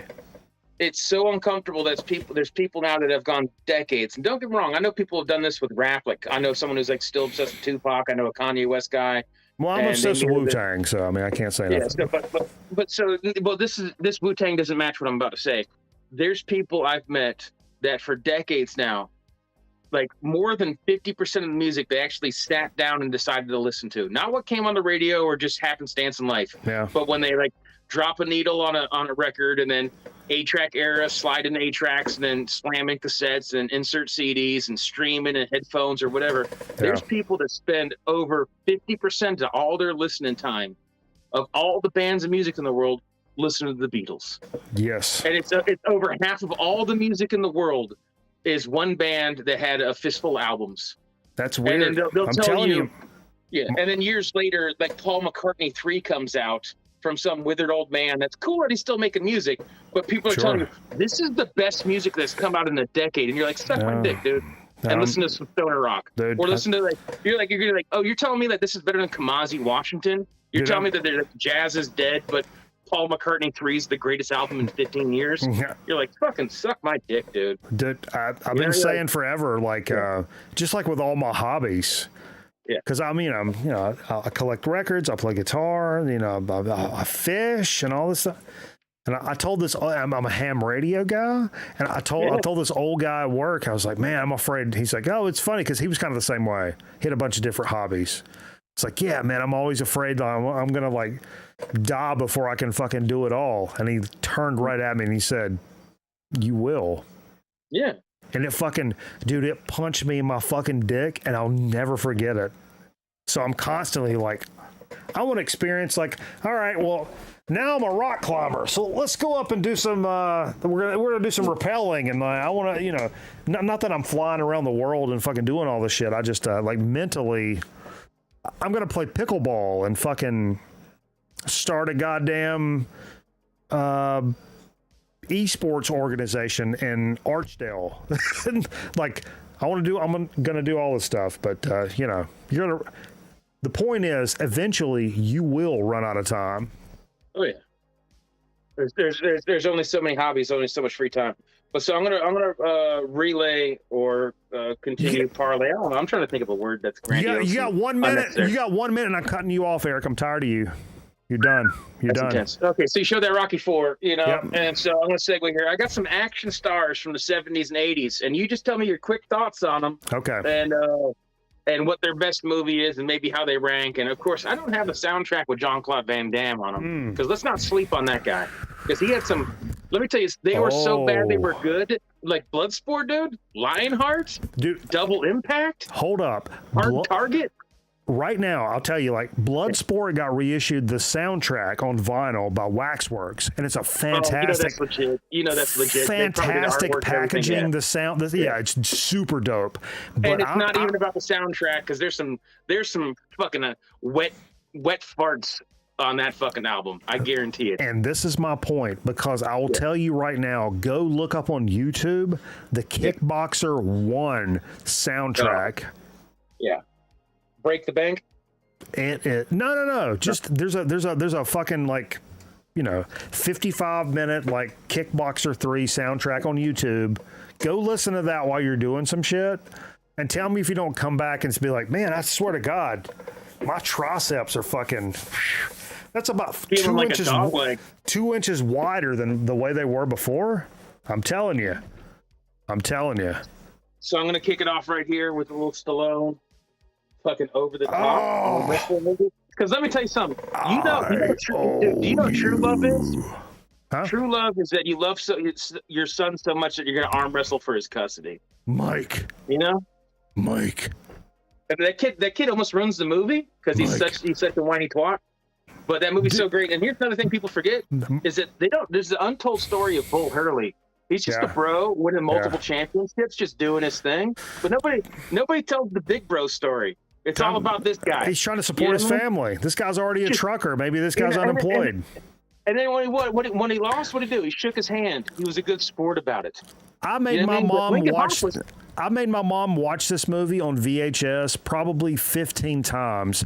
And my mom always said when they showed the kid, then he runs off and he's upset. My mom would be like, God, what a whiny britches. She called him a whiny britches.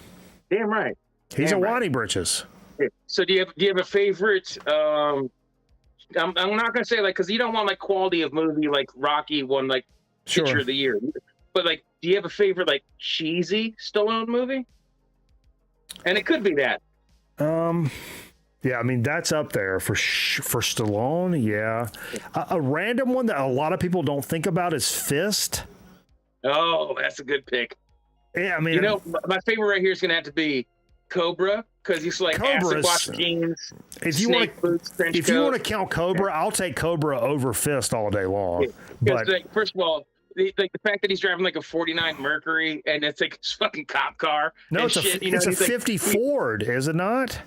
Yeah, it's those Mercuries and Fords are the same thing. It's a custom car. So those old shoe boxes like 48 to 50s. Yeah, it's all the same thing. So I don't know how it was worked over because they swap out front ends and for Cobra. If I can only take the grocery store scene, that's one of the greatest scenes in cinematic history. Period. There's two other great scenes. One when you're introducing himself to the character and he just like dumps pills, a hot beer, No. an old pizza slice into a blender. No, he shoves the guy, then he goes up to his apartment. He's got a gun cleaning kit and an egg carton in his refrigerator, and then he gets a box of pizza out, and while he's watching the news, and he goes, boom, to cut the news on. He's got the forward momentum to cut the news on with a remote control. He takes the scissors and cuts the pizza off a little corner. And I guess the other part's stale, but I was like, I remember as a kid, like pulling out the scissors out of the drawer and trying to cut like the leftover pizza. And my mom being like, what the fuck are you doing? She didn't say fuck because she's a Christian woman. And I was like, well, Cobra did it. And literally, I'm not making this is not a bit. I literally did this. I pulled the scissors out of the drawer and cut the leftover fucking Dominoes with scissors. And my mom was like, "What is wrong? What is wrong with you?" And you probably drank eggs too. No, I couldn't do runny eggs. I drank eggs once. Once. I mashed the yellows out of my we can move fried on from eggs. Cobra, but the last thing too, the bad guy with the fucking gnarly knife. Your eyes, pig. I want them.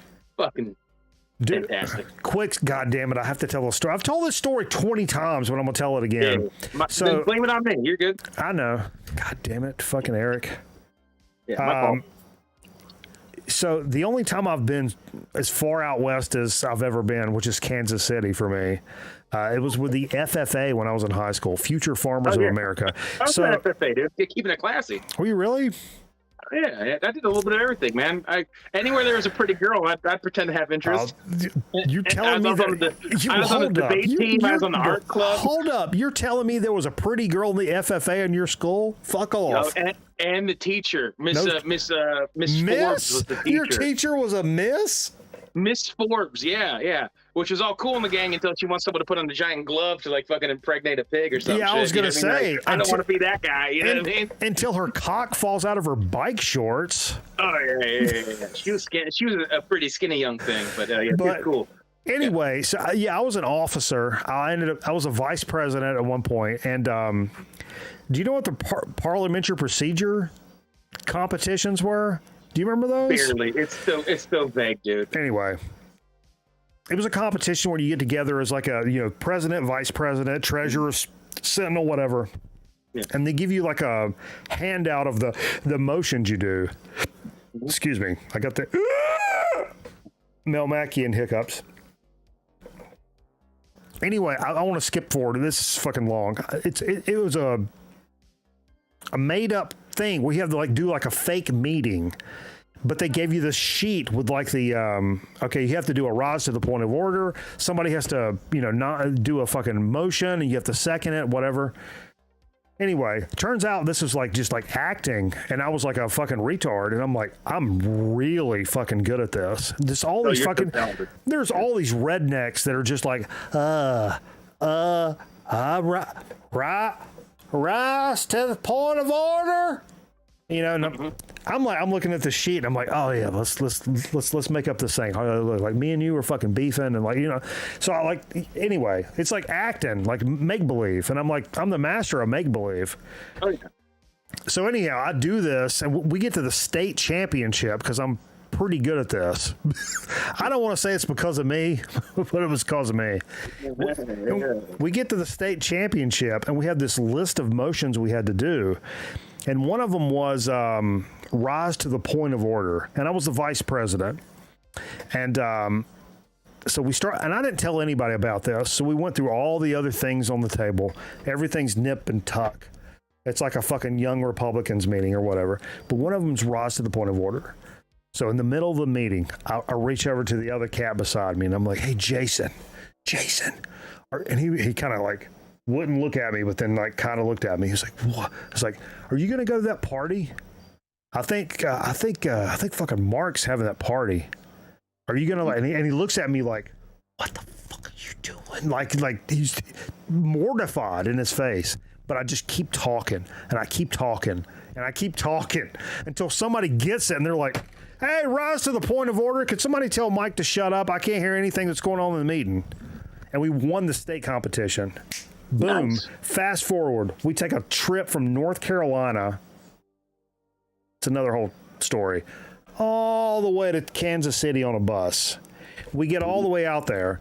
We do this national competition for this shit. But they're like, hey, you got some free time. And in this one arena, there's a rodeo on this side. Whatever. And on this side, there's this great big old flea market. I'm like, oh, flea market? So me and a couple of my friends, we go over to the flea market area.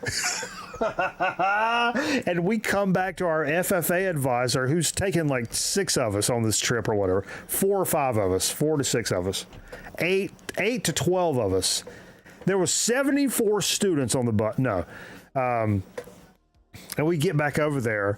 I have bought at this flea market, I bought a switchblade. A dead ass fucking like, hey, I was like, hey, Mr. Terrell, look. And I kind of pointed it at him.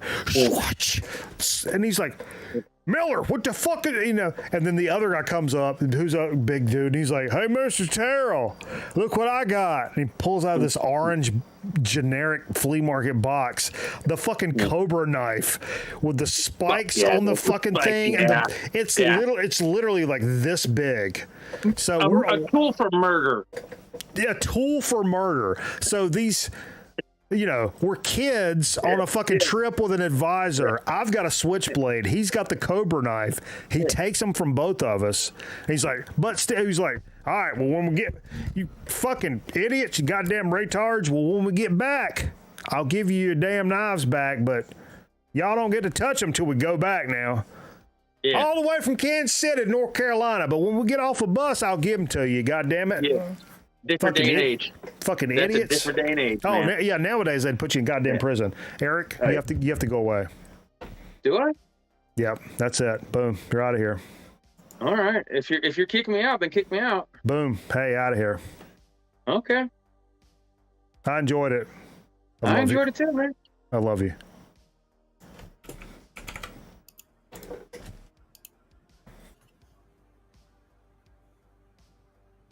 Hey. Hello. Hey. I'm trying not to give you COVID through the internet. Oh, yeah, you got the COVID. Yeah, well, I tested negative, but my wife tested positive. She took 2 home tests, and they were both positive. How often do you put your mouth all over hers? At least once a day, so... Yeah. Aaron, I had to cancel 2 shoots today, that I was supposed to have today. Whoops. I had some terrible shoots this week. Oh, that's always fun. Terrible. Was it when you had to go to Wilkesboro? That was one. Nah, that one was physically terrible. Did you do football while you were up there? Everybody involved was really cool. And actually got taken to lunch to a barbecue joint. But the one before that, little plastic surgery place that Josh Alsley shot the last time. Yeah. Was it what's her name? What's the woman in Greensboro? Powell? No, not Conta Janice. Cole. No. Powell? No. It was no. But Aaron, I'm gonna go take a piss, and you tell everybody about why your life is the best it's ever been right now. I'm the busiest. Right. No. You tell everybody about your life. Okay. Your life. So I've been doing a lot of stuff with NASCAR lately. That's been fun. They fly me in, and they put me with a pit reporter, and I'm working for the international broadcast. So when the United States broadcast goes to commercial, we pop up, and I think they broadcast like 200 countries or something like that. So all of our stuff is focused on international drivers. So I have another race in October in Charlotte. Then the end of October, I go to Miami. And then the first week of November, I go to Phoenix. And I think Phoenix is the last. Yeah, Phoenix is the last race. That's the championship week. So yeah, I'm doing that. And I'm on retainer with another company. I do all their video work. So yeah, my October is absolutely slammed. September, I thought it was going to be slow, but it's already getting booked up pretty quick. But yeah, this is our second bout with COVID, so that's been fun. Just a little stuffy nose, stuff like that. Nothing too bad. The first time I had it was in November of 2020, and that one kicked my ass pretty good. Like zapped my energy for like a month. And my taste and smell are still not what they were. There's still some things that just taste really weird. Like I can eat watermelon now and it just tastes like dirt. So that's fun. Let's go to it's a Eric. Charlotte's still Charlotte Motor Speedway. The race in October is actually a road race now, though. A double R? Yeah. So they have the Coke 600 in May, in like Memorial Day, fucking Coke, boy. and then it's called the Roval 400, which I don't know what the fuck is Roval is. Is that the Mark Dorsal 600? Yeah, I don't know what Roval is. I'm sure it's some multi-billion-dollar company, but I have no clue. That's making me laugh my fucking dick off. The Roval. Hey, there is the one I shot in New York was a Go Bowling. It was some bowling thing. We like And then bowling here. they have a Dixie vodka sponsor coming up soon, I think. I've ran into Dixie vodka, but it's Is that the Gentleman's Club? no, in the liquor store. But I'm like, oh, it's a $15 fifth kind of thing. Come on. I actually got Eric Dowdy in the NASCAR. He's going down to Darlington tomorrow. So. Oh, I made a mistake. Now that happened. God damn it. What'd you do? Nothing. You're just sliding. Wait, Aaron, stop. Stop. Put your foot down. Put your left foot down. You have to stomp it. Stomp your left foot. And it'll stop it. There we go. You got it. Perfect. Did you buy some records? I did. I should pull up Steam. Ripple, was it like 2 weeks ago? They had like a big sale. Oh, I think so. Yeah. And I bought a bunch. I bought 1, 2, 3, 4, 5. And all these were like, I think $8 and less. Yeah. I'll start with this one because I bought this one like the week before. But this is, you already know this one because this is. Oh yeah, Machine live at Freak Dude, Valley. They had this like for $7. I played this on the show for a while. I bought it used. It's got a DVD in it. Yep, it's got the DVD with it. The shipping was more than the actual record. I think it was like $6 or something, and shipping was like $7. But yeah, this is fantastic. You can actually, I think it's the performance is on YouTube. I'm sure it's a Freak Valley thing, right? Yeah. But it's fucking amazing. So yeah, it's kind of more on that like hard and heavy 70s vibe. Yeah. Of the stoner kind of realm of the universe, but it's man, it's good stuff. So this I played it on the Hydra sessions like two sessions ago. Yeah. So this is a band from Oakland, Black Wolf. Yeah. Sinister Sides came out in 2018. Nice little gatefold, trippy. I think this one. I don't remember if this one's colored. No, this is just black. Whoa. That's not. We can't use that particular. A different color vinyl, other than all right. But this one, 2018 from Oakland, really good. I have yet to find anything on Ripple that I don't like. So that's kind of, it's funny because I was kind of in the stoner doom scene for a long time, but it's Mental Theologian that really turned me on to Ripple, and he's like, that's how I was with like Riding Easy and like heavy psych sounds, and he was like, man, Ripple's like everything they do is like for the most part like it's been solid, so I trust that label. And so he said that, and I started. That's why I bought that Ape machine. That's the first Ripple shit I ever bought. I think until I realized that. I think that WoFat is on Ripple, isn't it? Yeah, I think so. But I don't think I realized that at the time when I bought it because it was like used. I don't remember where I got my WoFat from.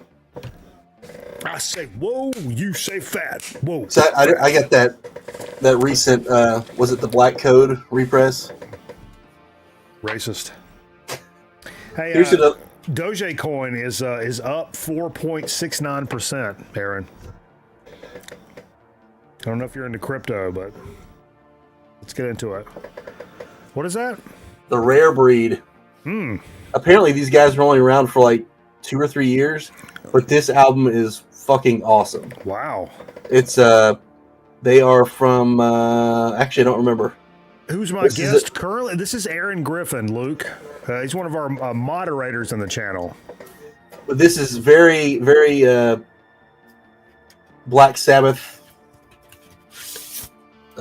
like. Okay. But I can't find much information on them. They put out like 2 records, I think. But even Ripple had posted a thing like 2 years ago saying like, hey, this band would have been great if they would have stuck around type thing. And I'm like, would they fucking die or something? I don't understand. I don't know. But yeah, they're really, really good. They all got the AIDS. La la la, So, they got AIDS. This is another Not stoner. HIV, but full blown AIDS. Another stoner band from Denmark, Double Stone. Oh, I don't know these guys. Oh, that This was- cover. Yeah. This is one of those things I was going through all the clearance stuff and the stuff was selling so quick. You like copy and paste it into YouTube, like, listen to like 30 seconds. They're like, yep, that's worth $7. It was $7. Yeah. Everything I bought was like between $7 and $10. Wow. I got like everything shipped for like $45. Damn, dude, that's how you do it. And this one is actually orange. So yeah. This one's more kind of like 8 Machine, where it's like more like 70s. Yeah, like a 70s hard and heavy thing. Yeah. I mean, it's good, but you know, my Maya Angelou, yeah, hell of a poet. my Why thing does to the myself caged was like, bird sing, Eric Griffin. Young Meatloaf is what my name is tonight. No, what did Gene call you? Oh, I don't remember. Young Meatloaf came from Jolene. Yeah, oh, that's right. Yeah. When I like cut my hair, she's like, "Oh, you look so handsome, you look like a young Meatloaf." I didn't do this early, but Ripperoonie, we had the coolest. Me and Aaron worked at the same TV station for a while, and like recently we had this like old school receptionist, and man, she was so fucking cool, man. Like she was like super Christian and country and stuff, but she'd come to talk to me about fishing. She'd come talk to me about music and collecting records and doing the show. And then she's like, "Oh, you're doing keto," and she would print off fucking keto recipes and shit and hand them to me like a real homie. You know what I mean? Yeah, she was. No matter how old, she was a 60-some-year-old woman, but she was a homie. But she got cancer and she died this week, man.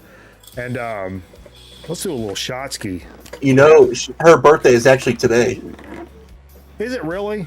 Yeah, I just saw on Facebook a little while ago. I was like, man, that sucks.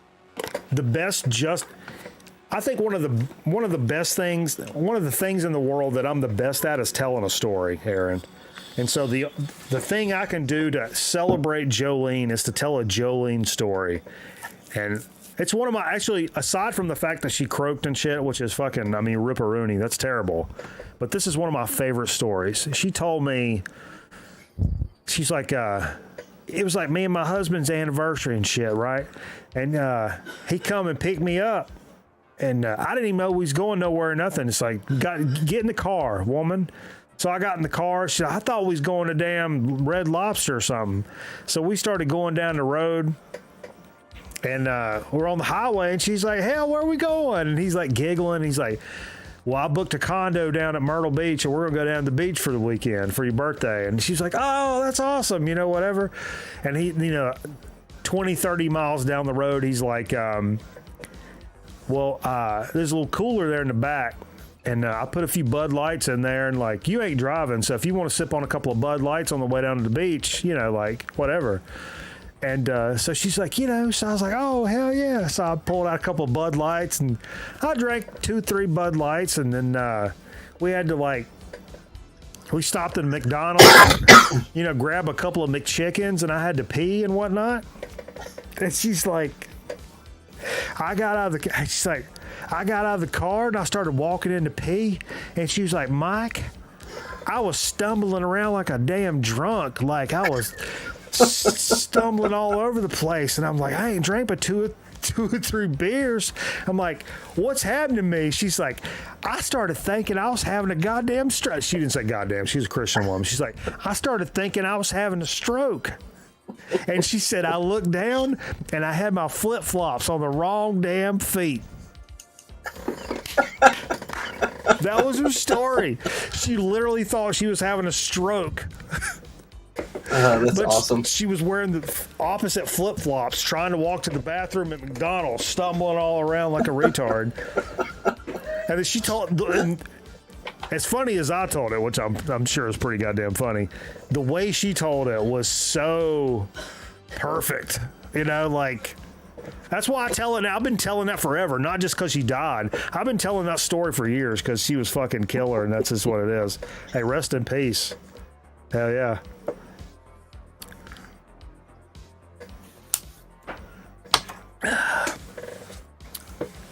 I got one more, and this was on Ripple as well. Well, why'd you let that gap go there, Aaron? You should have just boom right on top of it. That was a moment of silence. Oh, gotcha. This Roger is that. Crystal Spiders. Oh, which I'd never heard of. This came out last year, and 3-piece band, female lead singer, very, very strong, like rock voice, but very fucking good. And I did not realize that they are from Raleigh. Is that right? Yeah. I've seen that name a lot, but I don't And know their this sound. vinyl is really fucking okay. nice looking. Hmm. And they actually played the Poorhouse like 2 months ago. Wow. But yeah, this one's really good. And it's like super limited press. I think this is like maybe 250 or something like that. Dude, Aaron, my new obsession. I know I tagged you in a Discord post of these guys. Whores.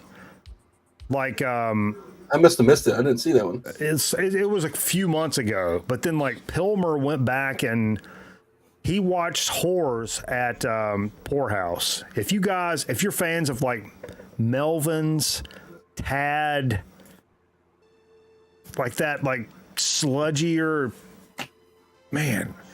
But go back and look up Pilmer's video of Whores at the Poorhouse, and it's like my new favorite band. And then They're out of Atlanta, but anyway. Sitting at my desk later this month. Yeah, Whores, period. You got it, Mars. Yeah. Got my ticket for King Buffalo. Cat's Cradle. Oh, nice. Hell So- yeah.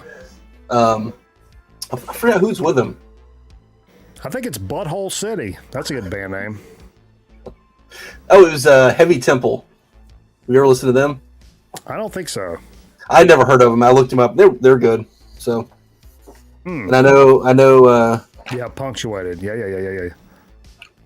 A lot of people hate on Zach Wild, but I saw Black Label Society this past week. You know, I got a Zach Wild pick. Fantastic. I didn't want to go because like my dad was going to go with me, and he actually got COVID. He was supposed to come down Monday afternoon. He got COVID, and he got bit by a spider that like fucked up his arm. I was like, that's awful. But does he have an Amazon Prime account he can link to this particular channel? He might. Okay. I'll have to ask him. Yeah, let's work on that. But the opening band was Native Howl. They were amazing. They're from Detroit, and they do Deep Detroit. a second Detroit reference in like an hour. Yeah.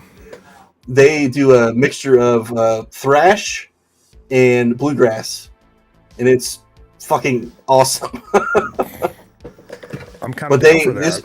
this was a makeup date from like April, so they were just on like I think the last 5 shows of this Black Label tour, and then they were going off with Airborne. I have a makeup date with this girl that I went to high school with. She promised me that, like 20 years later, like if we both weren't married or whatever, we'd fucking go out. Is that why you and Finn haven't got married? You're trying to hold off for this date? Come to find out, though, this girl died in a car accident, but I'm still holding out hope.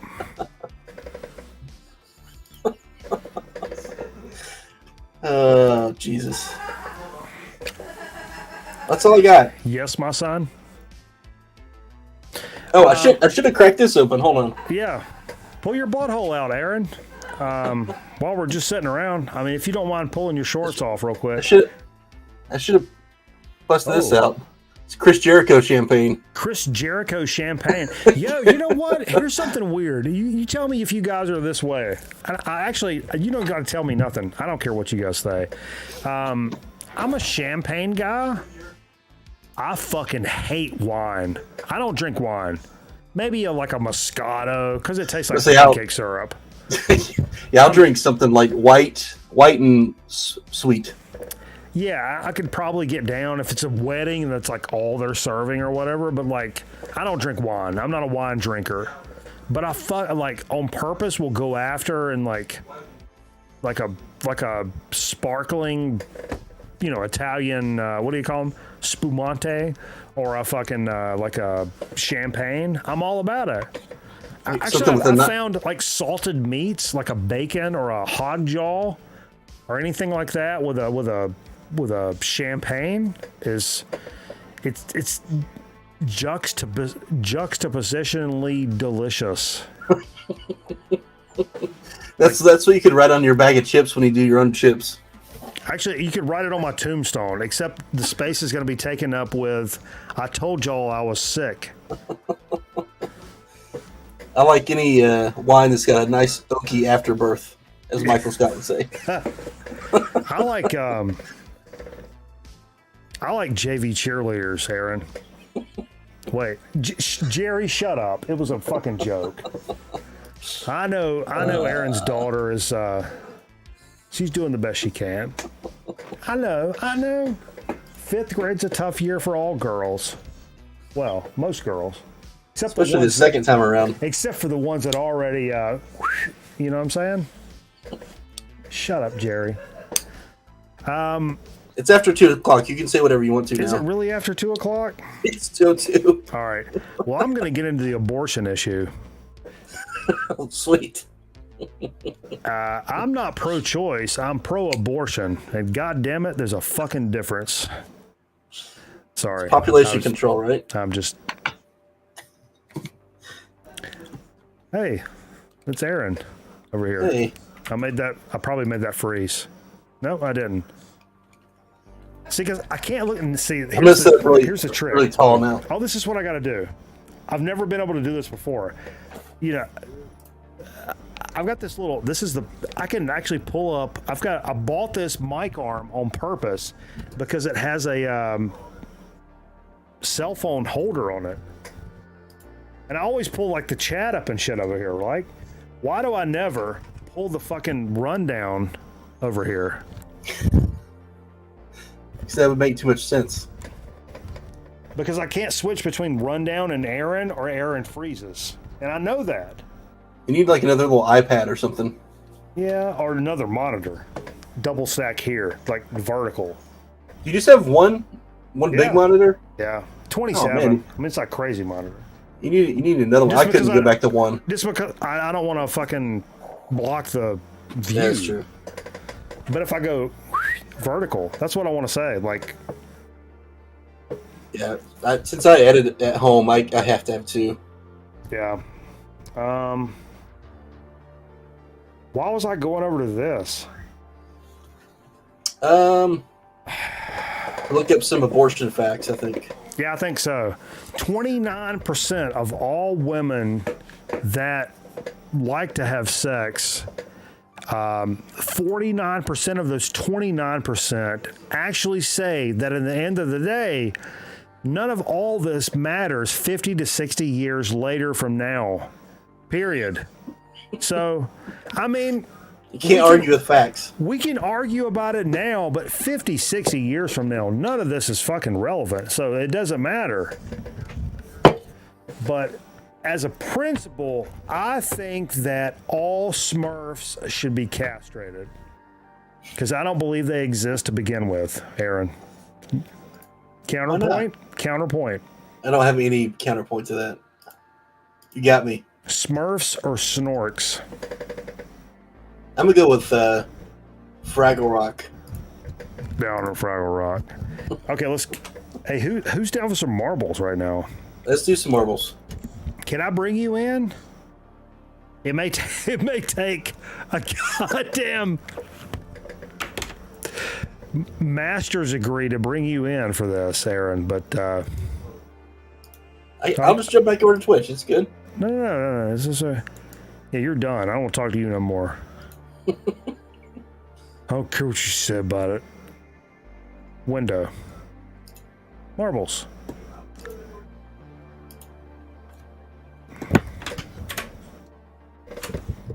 Exclamation point. Butthole City. Why didn't this work? Boom, come on. Let me see if I can do this. Hold on, I'm gonna copy yard.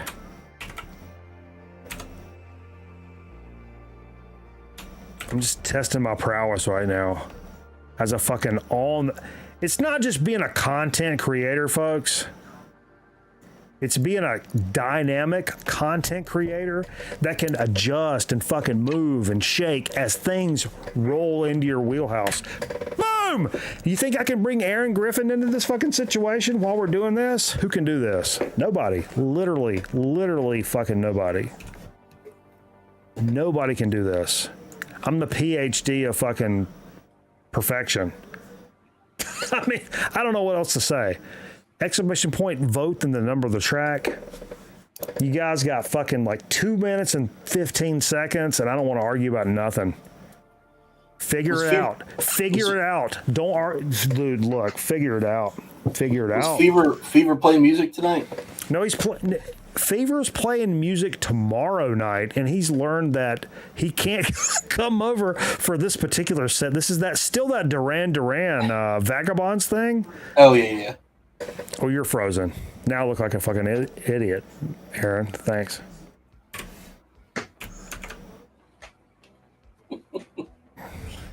Hang on. I'll just go back to Twitch. No. You freeze. I'm going to crash your system. You freeze your ass right now.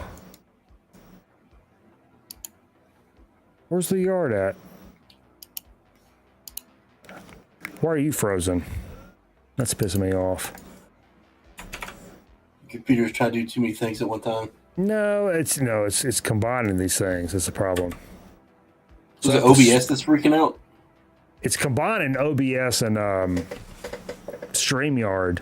That's like Catholics and Protestants. You're groovy now.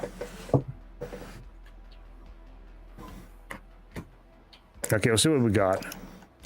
I've given y'all plenty of time. I forgot to vote. There's 3 votes. For one of them, that's and it. 15 people in the chat. That's it. Fuck you guys. Go watch the Eagles' greatest hits fucking chat. God damn it, you fucking idiots. Go listen to something else.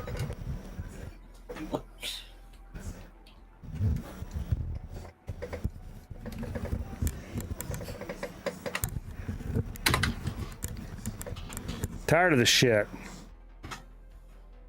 Tired of it, Aaron. I've been trying for 10 years. I've been trying to talk everybody into fucking being cool for 10 years. I was like, no, I just can't. I just got to be a dork. I can't help it. Fuck. Once you pass 25, you got to be a goddamn dork. I can't help it. Exclamation point play. Let's get in this, folks. Do your due diligence. Exclamation point play.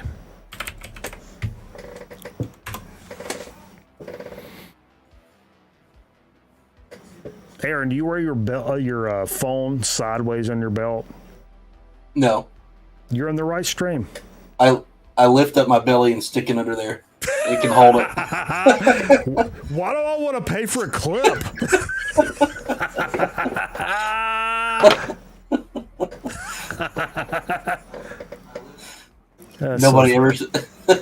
Nobody ever expects it. Like the Spanish Inquisition. Oh man. So these concerts I've been going to lately, I've been big on buying tour shirts. Yeah. And this was like the last week of the Black Label tour. So like they were out of 3X, 2X, extra large, and large. So I was like, give me a fucking medium. Whoa. Hold up. We got a comment from Stefano McLaughlin on YouTube. You need another shot. I don't know about you, Aaron, but that sounds like a really hot European lady. And I'm kind of privy to oblige by her. Are you sure that's not Jay? I don't know. I'm thinking like Lori McLaughlin, but like more European and like nude and shit.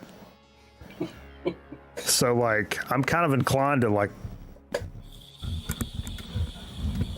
I like it.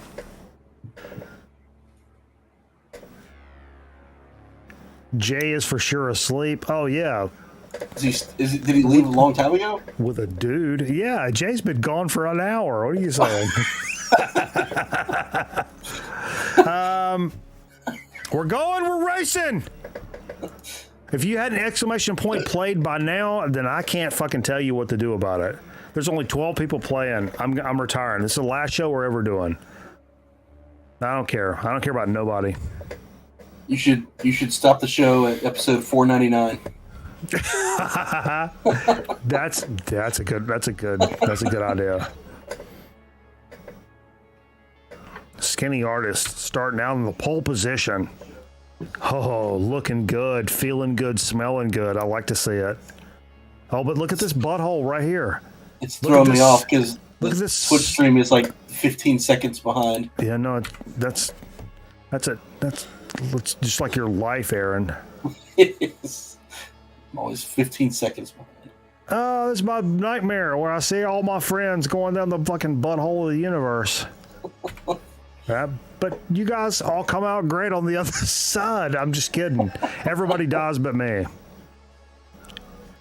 Elizabeth, write that down for my tombstone. Everybody dies but me. Okay. Who's got the course record? Oh, Unsound Rob. Okay. Unsound Rob. Whew. Who's a fucking stallion. I'm not gonna lie to you. Whoa. Everybody's jockeying for position. I'm getting sick about this. Oh, whoa. Yo, this gives me a prime opportunity to mention that transmitting live from Mars, also a Twitch streamer. I just realized this as of late. So check this cat right here out on Twitch. Streaming some records over on Twitch, I believe. Whew. I love to see that, but wait a minute now. Hold on. Wait a minute. Who is this fucking bronzed ass stallion with the greatest calves in it?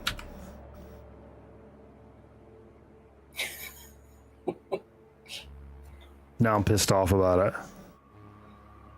Hey, congratulations. This month, everybody's sub is twice as much. Actually, I'm just kidding. This is September. Oh, shit. Oh, Wizard snuck in. What the fuck are you doing? Wizard, hit the fucking nitrous. But it is September, by the way. So the subs on Twitch are 20% off this month.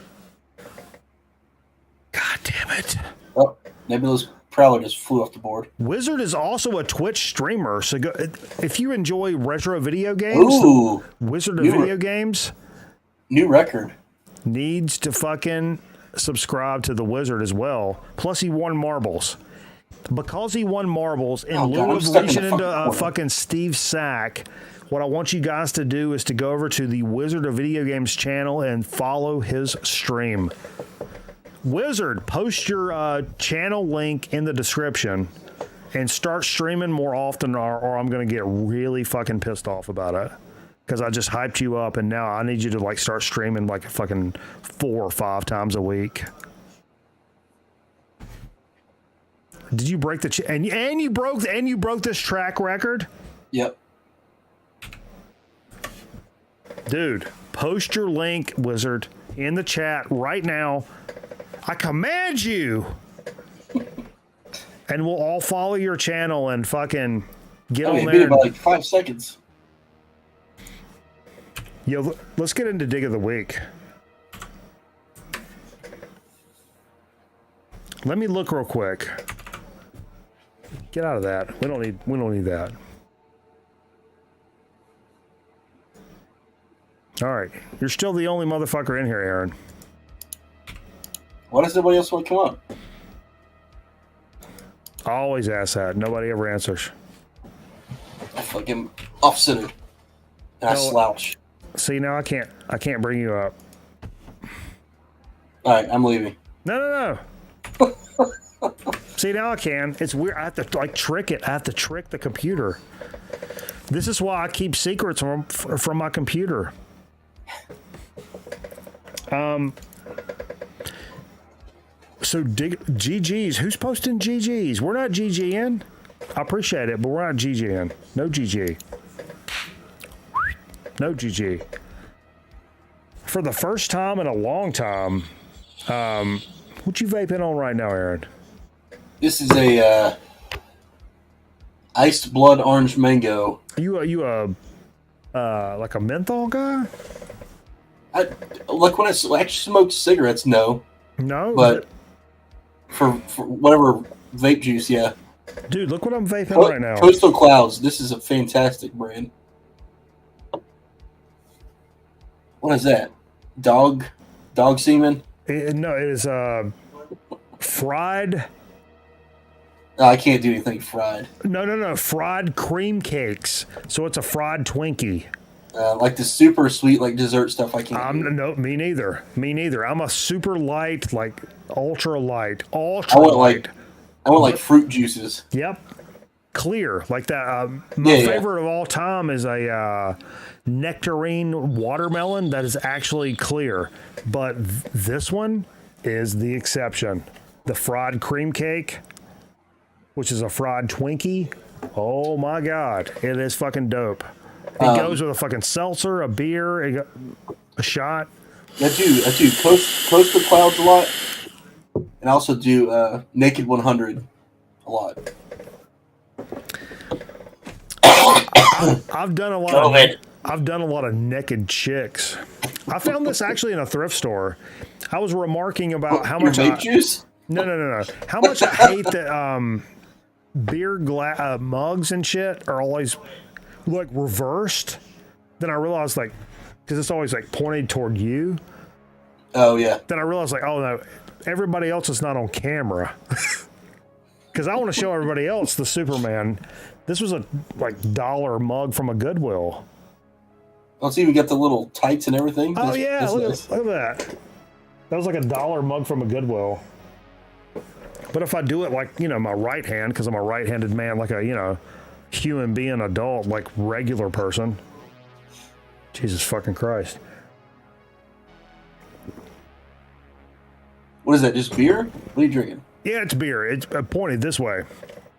I can't tell you what kind of beer that is. I paid $13 for a tall boy PBR the other day. Dude, this was this is the only time I'll tell you guys because you're watching. We're all fucking grown ups here. It's Michelob Ultra. You gonna go bike in the morning and do some hiking? See, that's what I'm saying. That's why it's the only beer I will not drink out of the like can or bottle. Like I have to pour it in something because like I got a reputation. But even though I'm on vacation, and you got any big plans? Yeah, I thought about hiking the Appalachian Trail, Aaron. Come back Wednesday night and be ready for Thursday. Yeah. Oh, it's totally all about it. You need to tell your story that you told on Wednesday about waking up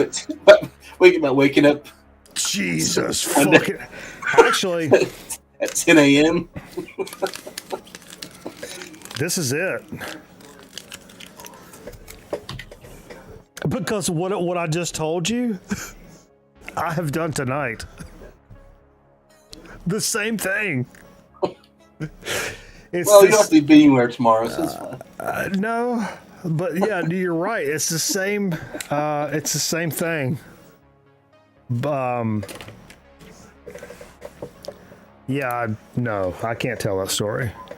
It's legal, but I ate a bunch of Delta 8 and woke up at 10 o'clock in the morning. I should have been at work at 8:30. I usually wake up at 7:21. I ate the Delta 8 at 4 o'clock the day before, like an edible, like a Delta 8 edible, legal. You ate it at 4? 4 p.m. the day before. Oh, gee, I thought you ate it at like midnight or something. No, dude. And I was chilling. I can't remember what we did. I was on somebody's stream, Patrick's stream. And so I'm like, I ate the edible. I'm playing Call of Duty. And then Patrick's streams come on. I'm like, I'm drinking the whole time. But like, it's like chilling drinking. I'm not like pounding shit. And that's why I've started doing the thing like the 4 o'clock fucking edible on a Sunday. And then by like 8 or 9 o'clock in the PM, I'm so fucking hungry, you know what I mean? So we like a big meal, and then like 10, 11 o'clock at night, dude, I'm cash city, which is perfect. So I get like, 8, 9 hours sleep. Wake up, go to work on Monday. And it's like so early that I'm like, you don't wake up like fucked up or whatever, but not this time. Not this time. Did you go to bed like normal time, like 11 or 12? I went to bed at 11 o'clock. I woke up at 10:22 on my phone, and it said, missed alarm, missed alarm, missed alarm. And I've literally never missed an alarm my life. Oh, dude, I sleep through alarms all the time. I've never done it in my life. I have to set like 7 alarms. I got to work at noon. And, then you roll out of there at 4:30. But when I was like taking a shower, I was like, all right, look. Actually, I think I'm not a smoker, but like, I think I was in the bathroom and I was like, I'm gonna go get a cigarette. And I got a cigarette from somewhere, and like, I opened the bathroom window, started smoking a cigarette, and then like got in the shower and like took my body wash and started like smeared it on my body. Then I'm like, yo, hey man, you gotta get wet first, son. Like, I wasn't even wet and shit. It's like, you gotta wet your body up first. So that shit don't work. It was bad. I mean, I come out, I'll tell the fiance, I should be driving right now. Like, so I get to work at like noon. Yeah, I'm telling you, this is all like legal stuff. None of this is illegal, but it's this right here. I think didn't you say Jay brought that for you? Yeah, he's trying to lace me and get in my drawers. I think he might have Hey Dave, what's up, man? Slipped you some Cosby cream. Let me just touch your zippity zobbity. Yeah. Purely medicinal, 100%. What are we doing? What's the brand? I might have to partake. Here's the thing. I mean, not to get weird though. There's no label on it. No, it's this big, right? Teeny tiny. That's a fold over job. That's half the chocolate bar right there. So it's like this. Oh, so it's like a little square? Yeah, a little square. They're $5. Tonight, I had a little quarter. And Jay was like, yeah, I'll bust it into like quarters, like during the week, Yeah. But he was like, half would be probably like the cookie that you're used to. Like half a cookie you're used to. What did you eat Sunday? Did you eat the whole thing? No, half. Oh. So I wasn't like out of the frame. I was like, kind of like I am right now. Feeling it, you know what I mean? But you should get like 3 or 4 and just eat them all and see what happens. Just live stream the whole thing. Swinging a mace around my head. Fucking, I'm the god of hellfire. Yeah. Throwing your records across the studio. Yeah. Shooting them with shotguns and shit. But anyway, everything I have for Dig of the Week tonight, like 100%, unique, that it all comes from one Goodwill, man. One Goodwill. And I've stopped doing the like pile on, like super cheap stuff, Goodwill stuff, because I'm just out of space 100%. But this is one of those weeks where this is why you still do it though, because I go into places that I'm like, nope. That looks, you never know what you're going to find though. you never know what you're going to find. And even now, I mean, in 2010, yes, 100%. Even 2015, half of the records I showed in my like jazz video, they're Blue Note Impulse, and I pulled a whole stack like this, and I'm like, I've talked about this, where I'm like, yo, this is somebody that died. I just bought somebody that died's collection in Goodwill, because it was like a stack of records like this. It was all Impulse, Goodwill, Impulse, Blue Note, like legit jazz records, and it blew my mind. So you never know. But I've went into a lot lately, and I've picked up things here and there, but nothing like back in the day. This week, I mean, I was kind of surprised. There were some CDs in there, though. Let's see what I got. Dude, I probably have, no joke, I probably have 2,500 CDs in my garage right now. Are you serious? Yes. What's your CDs down there, like cost-wise? Versus records. They're the same. They're the one I go to. When I've scored the two big hauls that I've found here have been the same Goodwill. It's about 2 miles from my house. It's one of those regional ones. It's like the Eastern North Carolina ones. Yeah. And they're 69 cents a piece. What? Yeah. See, that's what kind of rubs me the wrong way. Like in certain areas, But you know, it's funny because records were $1, CDs are $1.50. So. Oh yeah, definitely not that much here. But if you go down the road, like towards downtown Raleigh, drive 20 minutes that way, some of their Goodwills are like double that, which doesn't make any sense to me. Yeah.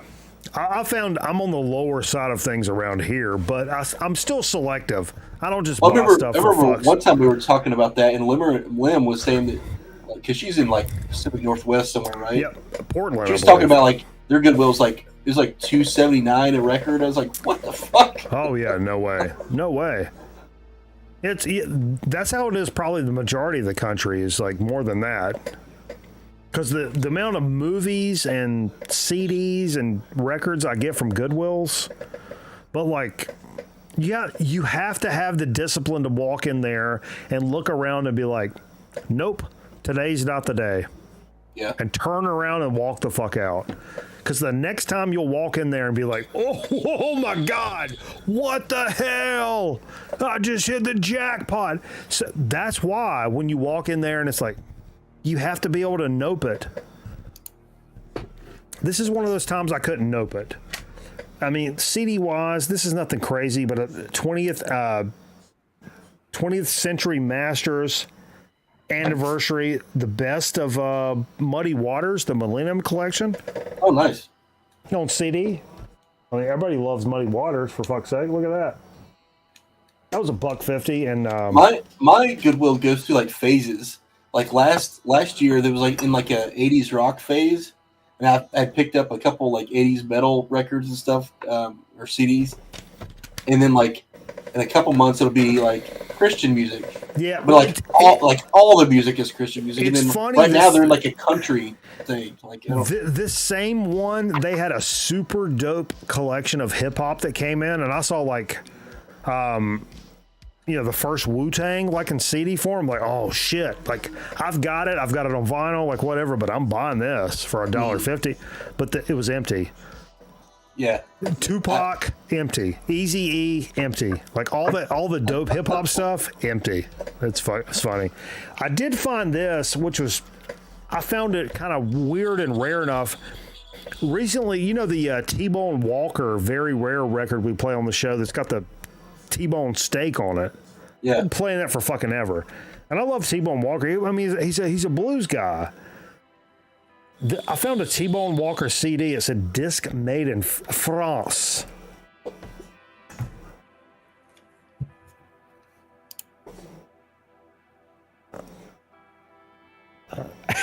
I'm bouncing in between, Aaron.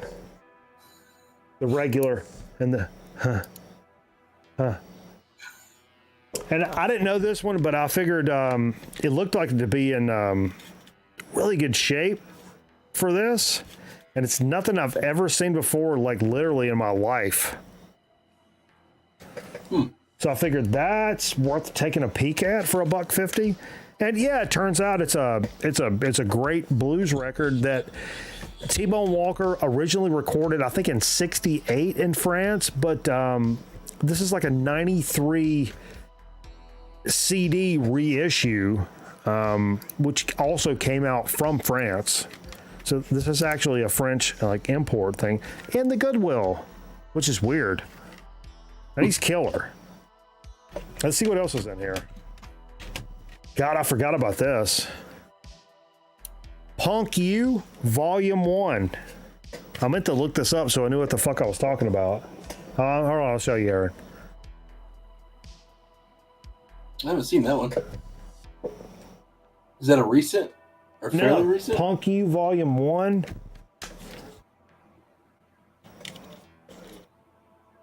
I was trying to get a year on this. 1995. Oh. So this has, God, I need my readers. I literally can't read this. Generation Z, X-Ray Spas, The Buzzcocks, Adam and the Ants, Sushi and the Banshees,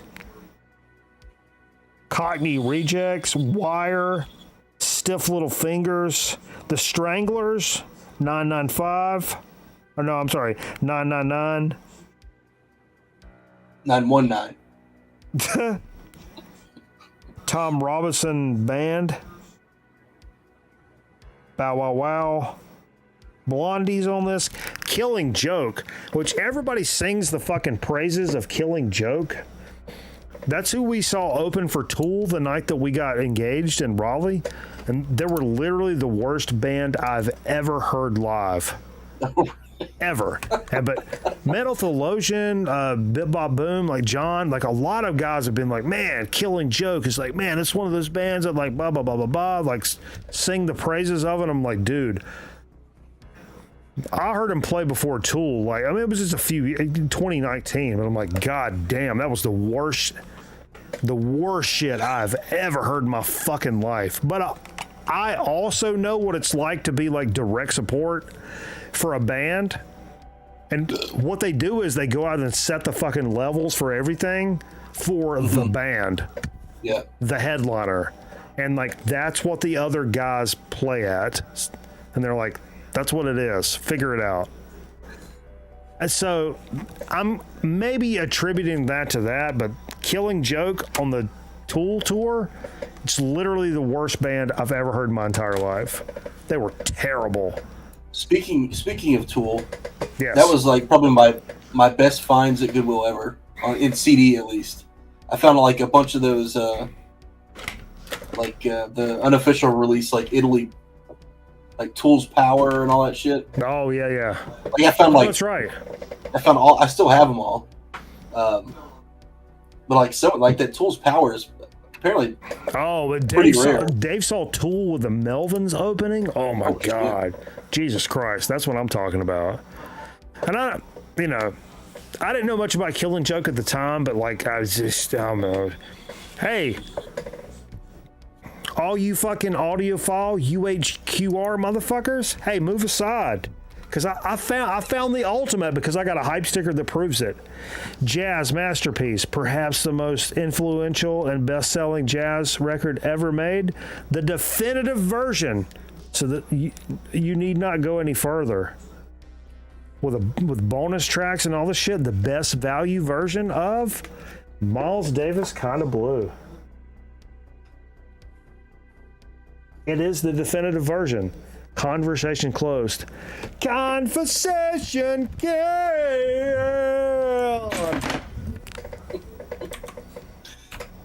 You're gonna break your arm, your mic arm again. Well, but yeah, I figured for like and it's in pretty good shape. Actually, it's in great shape.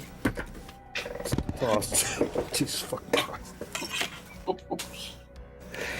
$1.50, right?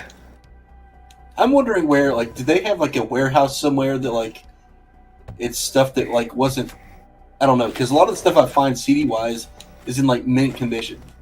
Yeah. And I'm like, I know, Some like, of I it's didn't. really bad condition, and the other stuff is like, wait, this has never been played. Yeah, and that's most of the stuff I find. Yeah.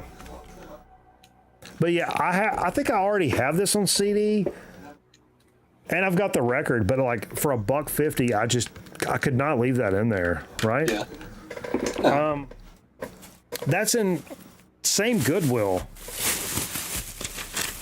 I found this. I need some help figuring out what record this came from. A little 7-inch action, right?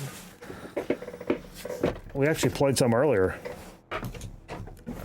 A little Funkadelic. Knee deep. Knee deep. Funkadelic 45, knee deep on one side, and well, it's knee deep part 1 and knee deep part 2. Is that Dr. Funkenstein? I stole the sleeve because it was like without a sleeve. It's in pretty good shape though. But a Funkadelic 45 and a Goodwill? Yeah, I don't think I've ever seen any. It's always like Dean Martin, like for 45 stuff. They had a whole like basket of 45s, and this is in pretty good shape. I mean, for a 45, I'd love to play this. Somebody look that up. Is this from Dr. Funkenstein?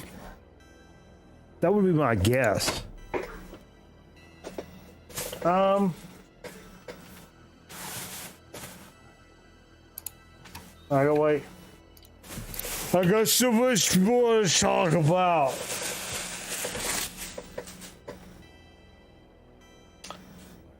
I know I did find this. Oh, Jesus Christ. You know, one of the big Uncle Jam Wants You. What's up, Scotty? Yeah, Uncle Jam Wants You. Oh, I think I have that. I have that, but it's like in poor shape. So a nice 45 from that record. Awesome. Hell yeah. You know, we love the trucker albums here on the program. Goddamn can't get enough of them. And I found one just in that same Goodwill. Good shape on the Mercury label. Like good shape for a trucker record, for fuck's sake. Oh man. Boom. Dave Dudley, truck driving son of a gun. Woo! Oh Lord. You say you already had that one? No. Hell no, I ain't I got thought it. you had that one already. I don't think so. You have any? Is other stuff? I've got him on some compilations and stuff. Okay. Maybe that's something. Truck driving son of a gun, 2 6-packs away. Haha. Just a few more miles, quitting time, Operation X, man. The whole, I mean, Jesus Christ. You guys know we love the trucker comps, and that ain't a trucker comp. That's a trucker LP right there. Woo! Solid stuff. This is one I kind of knew I had to grab, but I really didn't know what I had. Check it out. A group, I guess, called Dave Clark and the Hot Nuts. You ever heard of this? With Doug Clark, I'm sorry.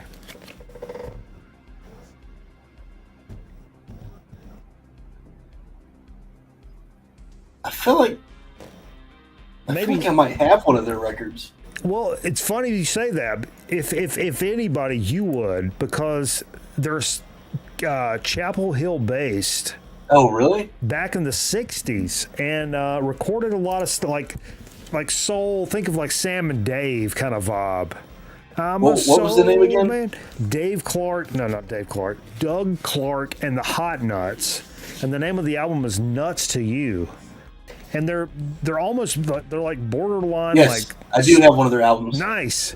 It's called Rush. Mine is Rush Week though. Nice. Yeah, they're like they're a frat party band. Yeah. And so they played like soul R&B like jams, but were kind of like a comedy act. So a lot of the songs were about like fucking or nuts or tits or like whatever, you know. Yeah, the one I have is like super vulgar, but it's like hilarious at the same time. Yeah, but the actual jams, I've actually listened to this. They're actually good. Like they're good, like kind of rock and roll R&B jams, but yeah, they're about fucking. It says on the front here, for adults only. Yeah, I think that's what mine says on the Yeah. Yeah, so Doug Clark and the Hot Nuts, Nuts to You. That's a Goodwill pickup right there. These are all like $1. And finally, I saw this one just kind of sashaying its way up into my fucking cachet pocket. And it's a hole in my collection. Never had this. Rufus Thomas, walking the dog, baby. Little Stacks. Stacks. This is all Goodwill City, baby. $1. $1 this week. And it's not perfect, but it's not bad. This is not scratched the fuck up or nothing. No inner sleeve, no nothing. Who gives a flying motherfuck? It plays like a record album should. Rufus Thomas, walking the dog. Actually, I've been looking for Rufus Thomas fried chicken for a long time. I cannot wait to play this on the show. This is the first record I'm going to play when we go back to Twitch. Rufus Thomas. Is that like a watercolor painting on the cover? Pretty much. Soul, R&B, funk, like just pick them up, put them down. Stax Records. I think it's 1965. Oh man, good stuff. I just looked up the track list for that Doug Clark that I have, and one of the songs is called Big Jugs. Big Jugs. That's awesome. That's awesome. Hell yeah. Pilmer has one of their albums autographed, the Doug Clark and the Hot Nuts. That makes sense. He's a Raleigh guy. That's fucking awesome. What have we done? We've done everything. We got to go. Anybody in the Discord, I just dropped all those bootleg Tool albums that I ripped. Oh, shit. If anybody wants to download them. Oh, but only for motherfuckers in Discord. Imagine. There's Tools Power. There's the Prison Sex single. The Tales from the Dark Side. And that's like a Dutch edition or something. The Tools Power is live from the Masquerade in '94. So. Hell yeah. All right. So to speak in chip chat. Fuck, I don't know what I'm doing. I'm just fucking crazy. I don't know what I'm doing. I did send you some soda. I have a local custom boutique soda place in Lanesville that I used to send you some stuff from. They do like super fancy shit like apple rosemary and shit. That sounds super creepy. But it's also super expensive. All right, let's take a quick commercial break. If you want to hang, Aaron, you can, and we'll be right back with so to speak in chip chat. Sounds good.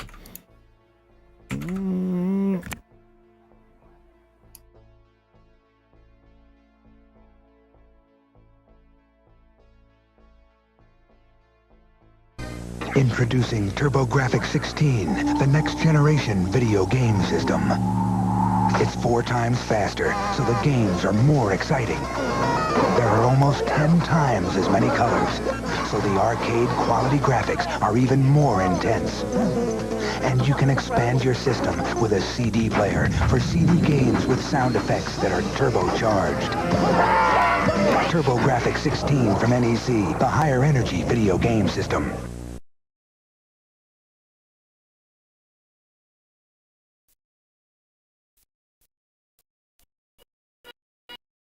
Yeah, my friends. No, I'm sorry. It doesn't work that way. You take your Amazon Prime, you link your Twitch account, then you get one free subscription to your favorite Twitch channel, like a grown man record night.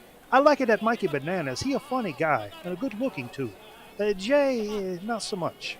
Oh, I understand. How about some free soup then? Link Amazon Prime to your Twitch account and subscribe to Grown Man Record Night for free. You gain access to sub badges and exclusive chat emotes. Subject to credit approval, avoid prohibited by law. See Twitch Broadcaster for complete details.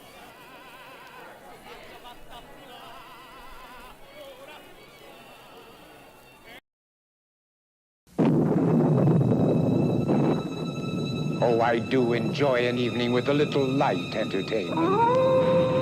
But when your video heads get dirty, you lose your picture. Not a pretty sight. Happily, this new Polaroid video cassette will help you. It actually cleans your heads as it plays, so dirty heads needn't haunt you. New Polaroid video cassettes. Get the picture? Who's eating his way through Arby's? Pac-Man! Arby's new Pac-Man glass is so popular, everything at Arby's is being gobbled up. There goes a roast beef deluxe. There goes a sub. Whoops, there goes our logo. Come to Arby's today for your fabulous Pac-Man glass. But you better hurry, that Pac-Man is insatiable. There's no stopping him. Get your official Pac-Man glass today, only at Arby's. Turn up the fun with ball sack. Turn it up. Put the ball sack balloon in the sack. Blow it up now. Give it a whack. Turn up the fun with ball sack. Hit it. Pour in some water too. I fly real crazy now. Ain't that cool? Turn up the fun with ball sack. Check it out. And here's my little buddy, the ball sack brat. Us two ball sacks, so where it's at. This is fresh. Turn up the fun with ball sack. Turn up the fun with ball sack.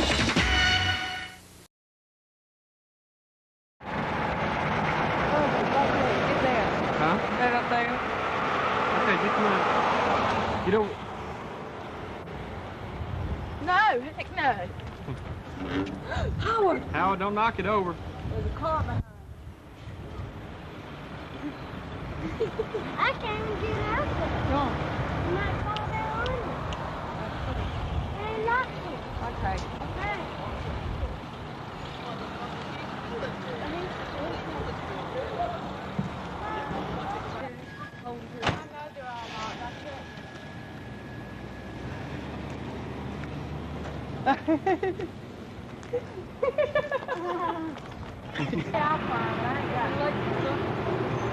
Oh, yeah, there it is. Look, look, look. Look.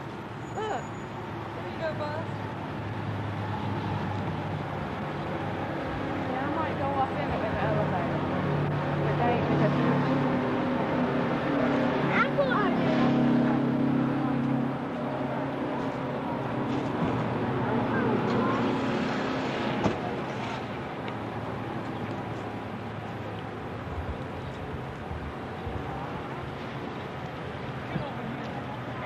Howard, come on.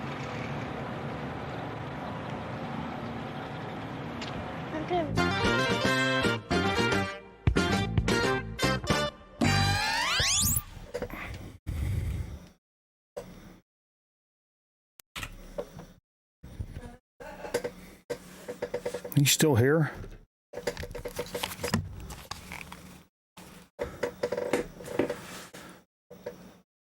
Well,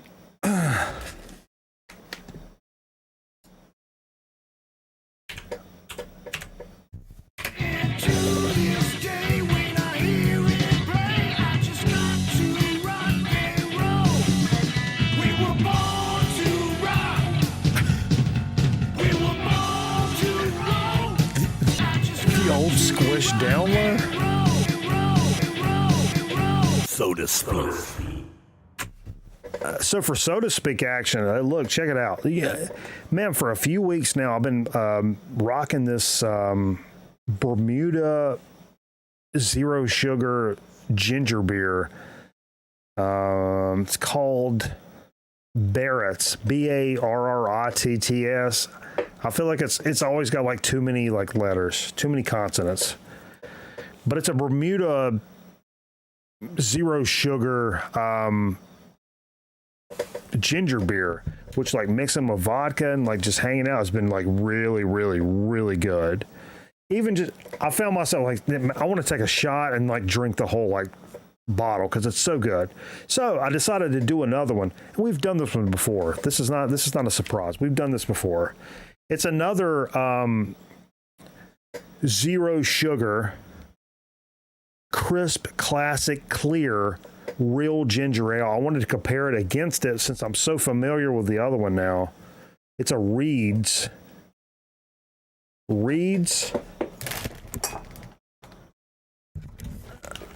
Zero. This is a ginger ale, not ginger beer. It says zero sugar, but I will warn you, it's got 12 carbs. But I've already done some cheating today, a little bit. Nothing crazy. I am off till Thursday, so it's a little vacation. I've done it before. I've already done that. It's the I'm off for a week and I'm going to do edibles every day and let's see what happens. And come back to the station and be like, man, are you having a baby? Or like, no, yeah, I'm going to name it McDonald Taco Bell. I'm going to name it Mac Bell. Mac Bell. What a great name for a child. Because your mama did nothing but eat McDonald's and Taco Bell the whole goddamn time she's pregnant. Mac Bell. That's your name, motherfucker. Albert Joey Taco Bell? That's what Chris Berman called him. I don't know where this is from. Let's look what this is from. Oh, I should have pulled my readers out, though. That's not going to work. Connecticut. All the best ginger beer. It's a ginger ale. It comes from Connecticut. Let's try it against the other one, which I'm very familiar with. Michael familiar.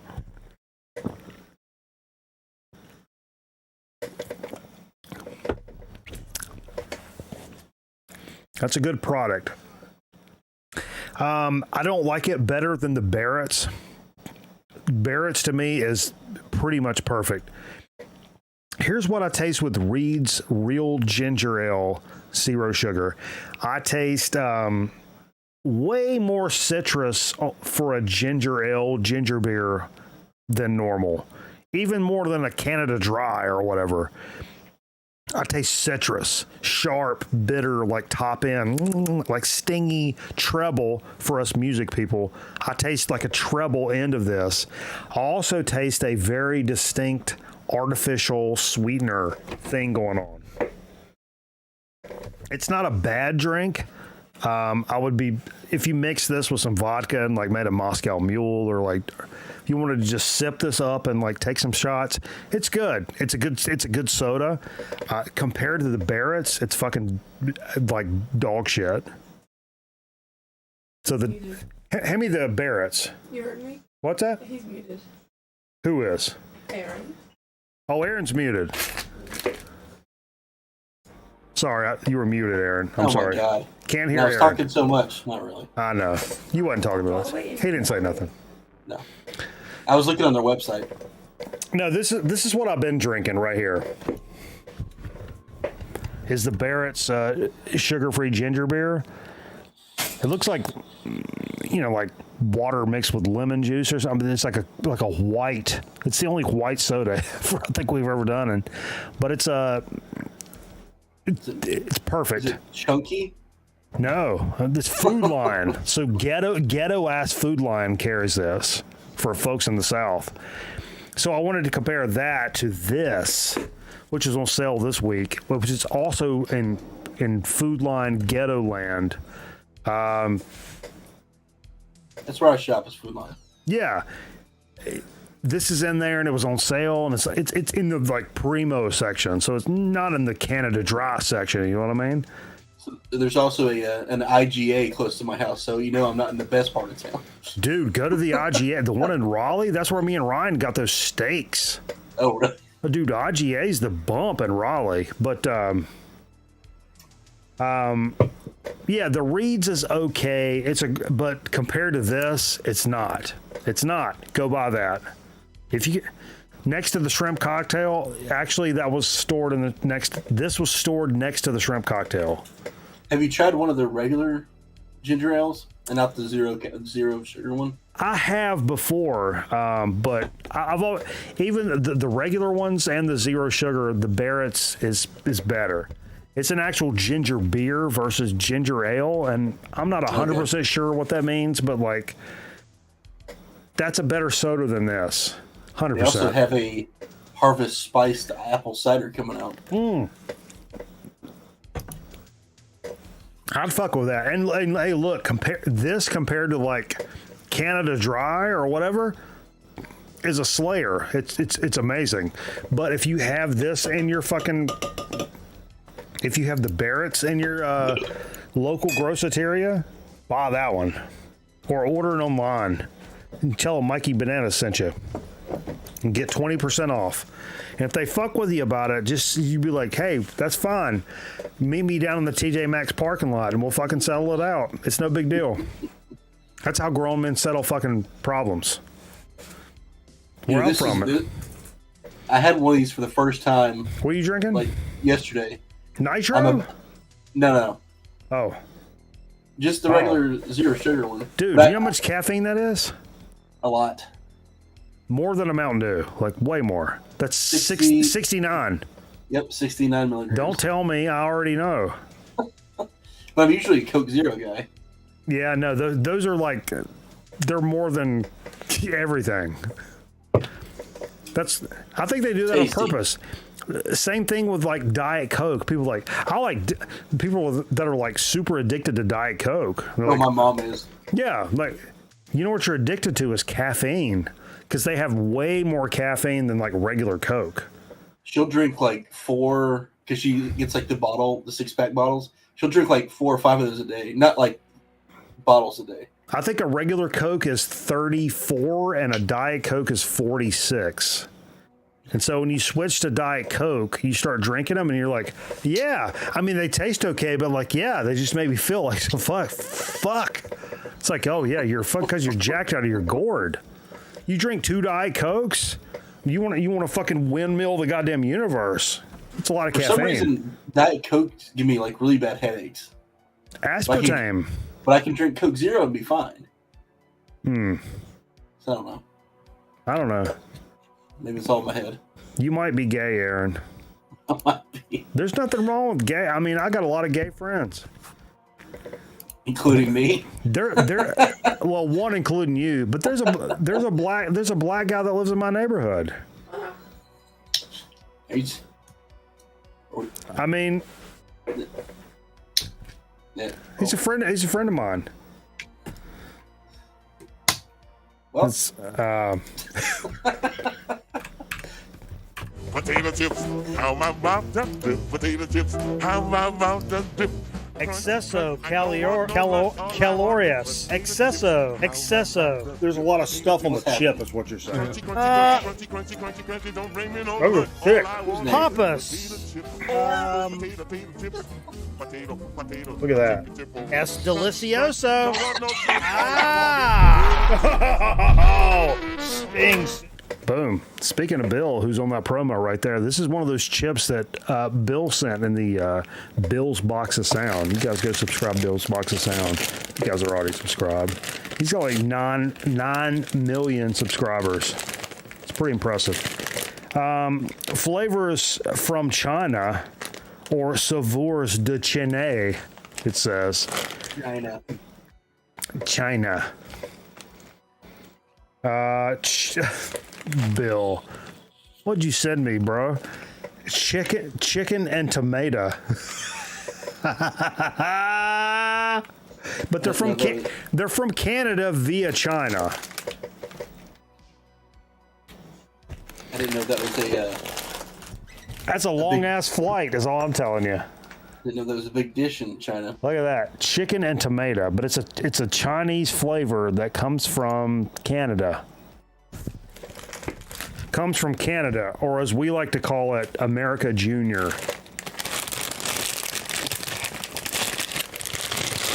Oh, we got socialized medicine. Oh yeah, we got missiles. So I don't know. Your move, I guess. What are we even saying? Why are we even having a conversation? So it's a nice pungent aroma. Does it smell like old chickens? Yeah. It smells like Foghorn Leghorn's jockstrap. I say, I need to wash my underdrawers. What was the little guy's name? The chicken hawk? He had like a little sidekick. There was the barnyard dog and then the chicken hawk.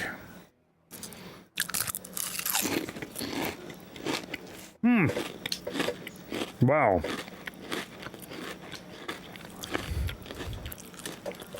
That is really unique.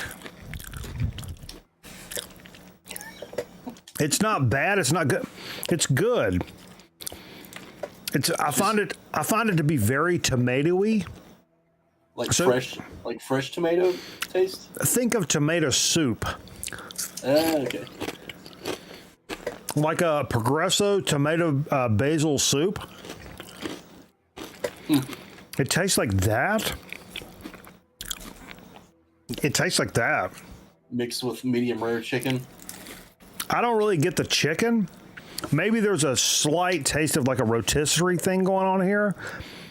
But I taste like tomato basil soup, like from Progresso specifically. Which is a great soup. Don't get Scotty it. said I can almost hear the flavor. Oh yeah.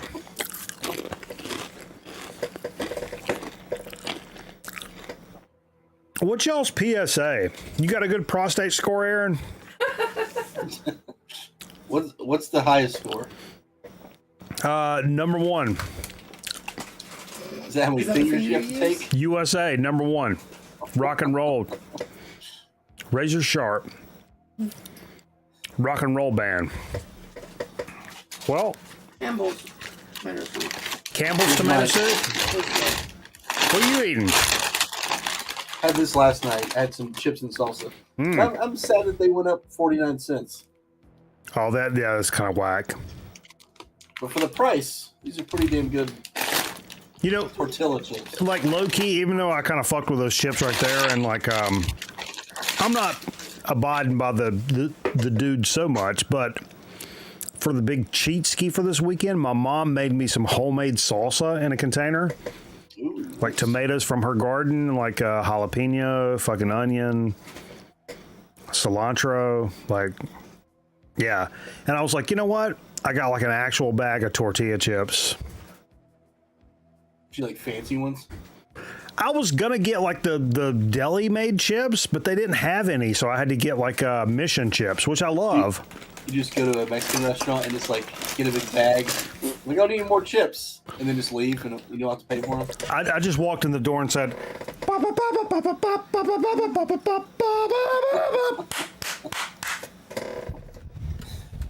and they said, "Get out of here, racist!" And I'm like, "Oh, I'll fight you in the parking lot." And they said, "No, you won't." And I'm like, "I'll bet you. I'm #1 jiu-jitsu man across America." And they said, "Oh yeah, what's your name? I'll look you up on the internet." It's like, "Oh, fuck off. You don't know nobody." "Oh no. Why are you pulling out a gun if you're talking about jiu-jitsu?" "I don't know." "Well, get out of here." "Fuck you. Your wife's fat." "Fuck your fat wife." "Fuck your fat wife. I'll shoot your kids." "Get out of here. Call 911.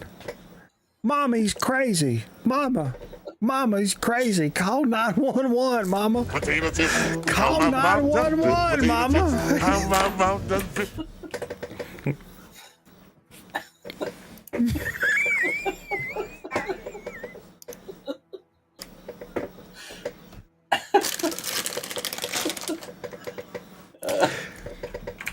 God damn it.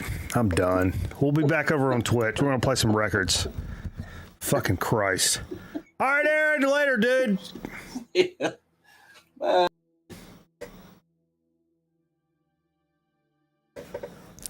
We'll be right back.